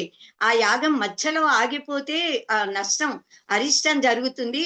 కనుక నీకు కావలసినంత ధనం ఇస్తాము, నీ 3 కుమారులలో ఒక్క కొడుకుని మాకు ఇస్తావా, రాజుగారికి నర పశువుగా అనంటే పశువుకి బదులుగా. అంటే నిజంగా ఏ కన్న తల్లిదండ్రి ఇస్తానని చెప్పలేరు, వాళ్ళు చెప్పరు. కానీ రాజాజ్ఞని ధిక్కరించలేక, పైగా ఆయన సద్బ్రాహ్మణుడు, యాగ నిర్వహణ గురించి ఆయనకి తెలుసు, యాగం మధ్యలో ఆగకూడదు. వీళ్ళు అప్పటికే ఎంతమందినో అడిగారు, ఎవరు ఇవ్వలేదు. ఇవ్వరని తెలిసి వివేకవంతుడు కనుక జ్యేష్ఠ పుత్రుడిని నేను ఇవ్వలేను అంటాడు. ఎందుకంటే తండ్రి తర్వాత తండ్రి బాధ్యత పెద్ద కొడుకుది, కుటుంబ బాధ్యత పెద్ద కొడుకుది. తల్లిదండ్రులకి తల కొరివి పెట్టి ఉత్తమ గతులు ఇప్పించవలసిన, పితృ రుణ నుంచి విముక్తి కలిగించవలసింది పెద్ద కొడుకు. కనుక జ్యేష్ఠ పుత్రుడు నాకు ఇష్టుడు అంటాడు. అంతే, నేను ఇవ్వలేనంటాడు. అనగానే తల్లికి కడగొట్టు తనయుని పైనది అని మనం చెప్తాము. తల్లికి ఎప్పుడు చిట్ట చివరి వాడు, కూతురైనా కొడుకైనా, ఆ అటాచ్మెంట్, మోహం ఎక్కువ ఉంటుంది. ఎందుకంటే పసిపిల్లవాడు, పసిపిల్ల అని. అందుకని అమ్మో కనిష్ఠుడు నాకు ఇష్టుడు అందిట. అందుకని మత్స్య కొడుకుని ఇస్తానని తల్లి అనలా, తండ్రి అనలా. అతడే వివేకవంతుడు, జ్ఞాని, వేదం చదువుకుంటున్న విద్యార్థి కనుక తనంతర తానే తల్లిదండ్రులకి నమస్కరించి నేను బలి పశువుగా వెళతాను అని చెప్పి వాళ్ళతో పాటు బయలుదేరి వెళతాడు. కానీ అతడికి కూడా ప్రాణం మీద అందరికీ తీపేగా. మధు విద్య అనుంది ఉపనిషత్తుల్లో. ఎవరి ఆత్మ వారికి మధువు. ఫైనల్ గా పరబ్రహ్మమే మధు అని చెప్తారు, కానీ ఎవరికి వారే ప్రీతి. కనుక తన ప్రాణాన్ని తాను కాపాడుకోవాలి అని ప్రయత్నం చేస్తూనే ఉంటే అతనికి ఈ విశ్వామిత్ర మహర్షి కనిపిస్తారు. ఆయన కాళ్ళ మీద పడి ప్రార్థిస్తాడు, నన్ను కాపాడండి, ఇలా నేను తల్లిదండ్రులతో యాగ పశువుగా పంపబడ్డాను అని. అప్పుడు ఇతడు ఒక మంత్రాన్ని ఉపదేశిస్తాడు. సునసేపుడు, ఆ పిల్లవాడి పేరు. సునసేపుడికి విశ్వామిత్రుడు ఒక మంత్రోపదేశం చేసి, ఈ మంత్రాన్ని నిన్ను అక్కడ కట్టేసినా సరే, బలి పశువుగా యూపస్తంభాన్ని కడతారుగా, కట్టేసినా నువ్వు ఆ మంత్రాన్ని జపించు, నీ ప్రాణానికి వచ్చే ప్రమాదం లేదు, నువ్వు రక్షింపబడతావు, రాజు యొక్క యాగం కూడా శుభప్రదం అవుతుంది అంటే, ఇతడు ఆ మంత్రాన్ని జపిస్తూ ఉంటే ఆ మంత్ర జప ఫలం వల్ల దైవము, దేవేంద్రుడే వచ్చి ఇతన్ని బలి ఇవ్వక్కర్లేకుండానే యాగ ఫలాన్ని రాజుకి అనుగ్రహించాడు. అది కథ. హరి ఓం. విన్నారా మీరు? ధన్యవాదాలు. ఇంకొకటి నేను ఇంకోటమ్మా, అది ఫస్ట్ సారి వింటాం. ఇది అంటే చాలా ఉపనిషత్తులు ఉన్నాయని అన్నారు. శ్రీరామ తారక ఉపనిషత్తు అని ఫస్ట్ టైం నేను వింటాం, నా వెరికి తెలిసిన తర్వాత. అంతకుముందు నేను వినలేదు. 108 ఉపనిషత్తుల్లో ఒకటి. 1180 ఉపనిషత్తులు ఉన్నాయి, 108 ముఖ్యమైనవి. అందులో దశోపనిషత్తులు విడిగా ఇంకా ముఖ్యము. ఆ 108 ఉపనిషత్తులు ఒకటి. అంటే ఆ 108లోనే ఉందమ్మా ఇది కూడా? 108లో ఉంది. 108 ఓకే. కూడా 108 ఉపనిషత్తులు ఒక పెద్ద బుక్ గాను 3 భాగాలుగా కూడా మనకి దొరుకుతున్నాయి. ఇది ఉంది అందులో. ఓకే. ఓకే. తారక థాంక్యూ. మంత్రాన్ని ఓంకారం ఆవు మా అంటాము, నాదము బిందువు కళ కళాతీత శక్తి ఇలా 8 భాగాలుగా చెప్పి రాముడు లక్ష్మణుడు సీత ఆంజనేయుడు జాంబవంతుడు విభీషణుడు వీళ్ళందరినీ కూడా కలిపి అక్కడ చెప్తారు చాలా చక్కగా. ధన్యవాదాలు. ధన్యవాదాలండి. వెంకటేశ్వర గారు మీరు కూడా హ్యాండ్ రైజ్ చేశారు కదా, ఏదైనా డౌట్ ఉంటే అడగండి. డౌట్ కాదండి. ఇది సుందరకాండ అని ఒక స్టోరీ కింద పురాణ కింద చదవడమే తప్ప ఈ సాత్విక అర్థం చాలా చక్కగా చెప్పారండి. అసలు నిజంగా వెరీ ఇంట్రెస్టింగ్. దానివల్ల అనిపిస్తుంది ఈ సనాతన ధర్మం ఈ కోర్సులో మేము జాయిన్ అవ్వడమే ఎంతో అదృష్టం అనిపిస్తుంది. Very interesting, very challenging, very interesting also. చాలా విశాలాక్షి గారికి చాలా థ్యాంక్స్ చెప్తున్నామండి. సూపర్, సంతోషం అండి. రామాయణం మొత్తంలో అది ఏదైనా అలాగే అనర్గళంగా మాట్లాడతారు, అంత విపులంగాను మనకి ఉన్న సందేహాలన్నీ కూడా గురువు గారు బాగా మనకి తీరుస్తారు. అనర్గళం అండి, మన అంత అదృష్టం ఈ కోర్స్ లో అనర్గళంగా. మనం జాయిన్ అవడం అన్నది అదృష్టం అండి. అలాంటి గురువులు రావడం అన్నది అదృష్టం అండి. నేను చాలా ప్రోగ్రామ్స్ ఇంతకుముందు అటెండ్ అయ్యానండి, కానీ అసలు ఇంత కమాండ్ ఇంత అనర్గళంగా మేడం మాట్లాడుతున్నారు చాలా ఈ సబ్జెక్ట్ లో. చాలా గ్రేట్. రామాయణం కూడా నేను కూడా ఫస్ట్ డే వింటున్నాను మేడం గారి దగ్గర నుంచి. ఇది చాలా అద్భుతం. ఇప్పటిదాకా ఒక్క మాట, ఇది అద్భుతం. 12వ బ్యాచ్. యాక్చువల్లీ 11 బ్యాచ్లకి కూడా అనంత పద్మనాభరావు గారని ఆయనే చెప్పారు. నేను ఎప్పుడు రామాయణం మన సనాతన ధర్మం దాంట్లో చెప్పలా, విడివిడిగా చాలా చోట్ల చెప్పా, ఎన్నో రాసా గాని. కానీ ఇది నిన్న సాయంత్రం 5 గంటలకి మన అక్కడ మన అమరేంద్ర బాబు గారు ఆయనకి ఏదో కారణాల వల్ల కుదరట్లేదు, రేపు ఎల్లుండి రామాయణం మీరు చెప్తారామా అంటే చెప్తాను. ఇది నా అదృష్టం అవకాశం అనుకున్నా. అందుకని పరమాత్మ ఇచ్చిన ఈ అవకాశం మొదటిసారి మన సనాతన ధర్మం కోర్సులో నిన్న చెప్పారు నాకు ఇవాళ మాట్లాడాలని. ఆయన ఉత్తరారామ చరిత్ర మీ నుంచి విన్నాను, కానీ ఇప్పుడు ఈ రామాయణం వినడం ఫస్ట్ టైం. చాలా బాగా చెప్పారు మీరు. ఉత్తరారామ చరిత్ర గురించి ఎంత అనర్గళంగా చెప్తారో అంత బాగా చెప్తారు. ఇది చాలా సంతోషంగా ఉందండి. అదే మొట్టమొదటిసారి మీ నుంచి రామాయణం వింటున్నామండి. ఏదైనా మీ నోటి చెప్పగల అదృష్టం అవకాశం కూడా పరమాత్మ ఈ రూపంలో నాకు ఇప్పించాడు. తెలుగు 2వ బ్యాచ్ వాళ్ళు అదృష్టవంతులు.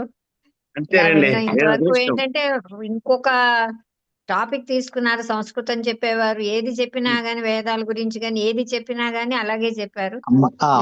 రామాయణం గురించి వినడం కూడా ఇంకా అదృష్టం. సంస్కృత భారతి నుంచి MA సంస్కృతము ఇవి మీరు ఎక్కడ ఉంటారో అక్కడికి రావాలని మేము కోరు. అందుకే నేను కోవిద క్లాసులు విన్నాము, మీ సంస్కృతము క్లాసులు విన్నాము, ఉత్తరరామ చరిత్రం. ఇప్పుడు రామాయణం కూడా వింటున్నాము. ఎంత అద్భుతంగా ఉందో, నిజంగా చాలా సంతోషంగా ఉందమ్మా. ఒక చిన్న మాట, ఎలా ఉన్నారండి సార్? బాగున్నారా అండి?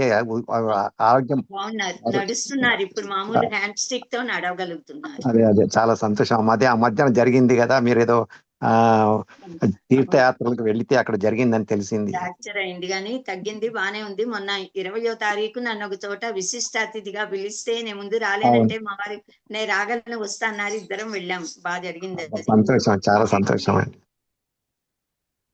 ఇంకెవరికైనా ఏమైనా ప్రశ్నలు ఉన్నాయండి? లేకపోతే రేపు క్లాసులో మళ్ళీ కలుద్దాం. ఇంకేమైనా ఉన్నా కానీ మనం ముగించుకుందామా తరగతిని? ధన్యవాదాలు గురువు గారు. అలాగే అమ్మా, అలాగే. ధన్యవాదాలు. ధన్యవాదాలు. నమస్కారం.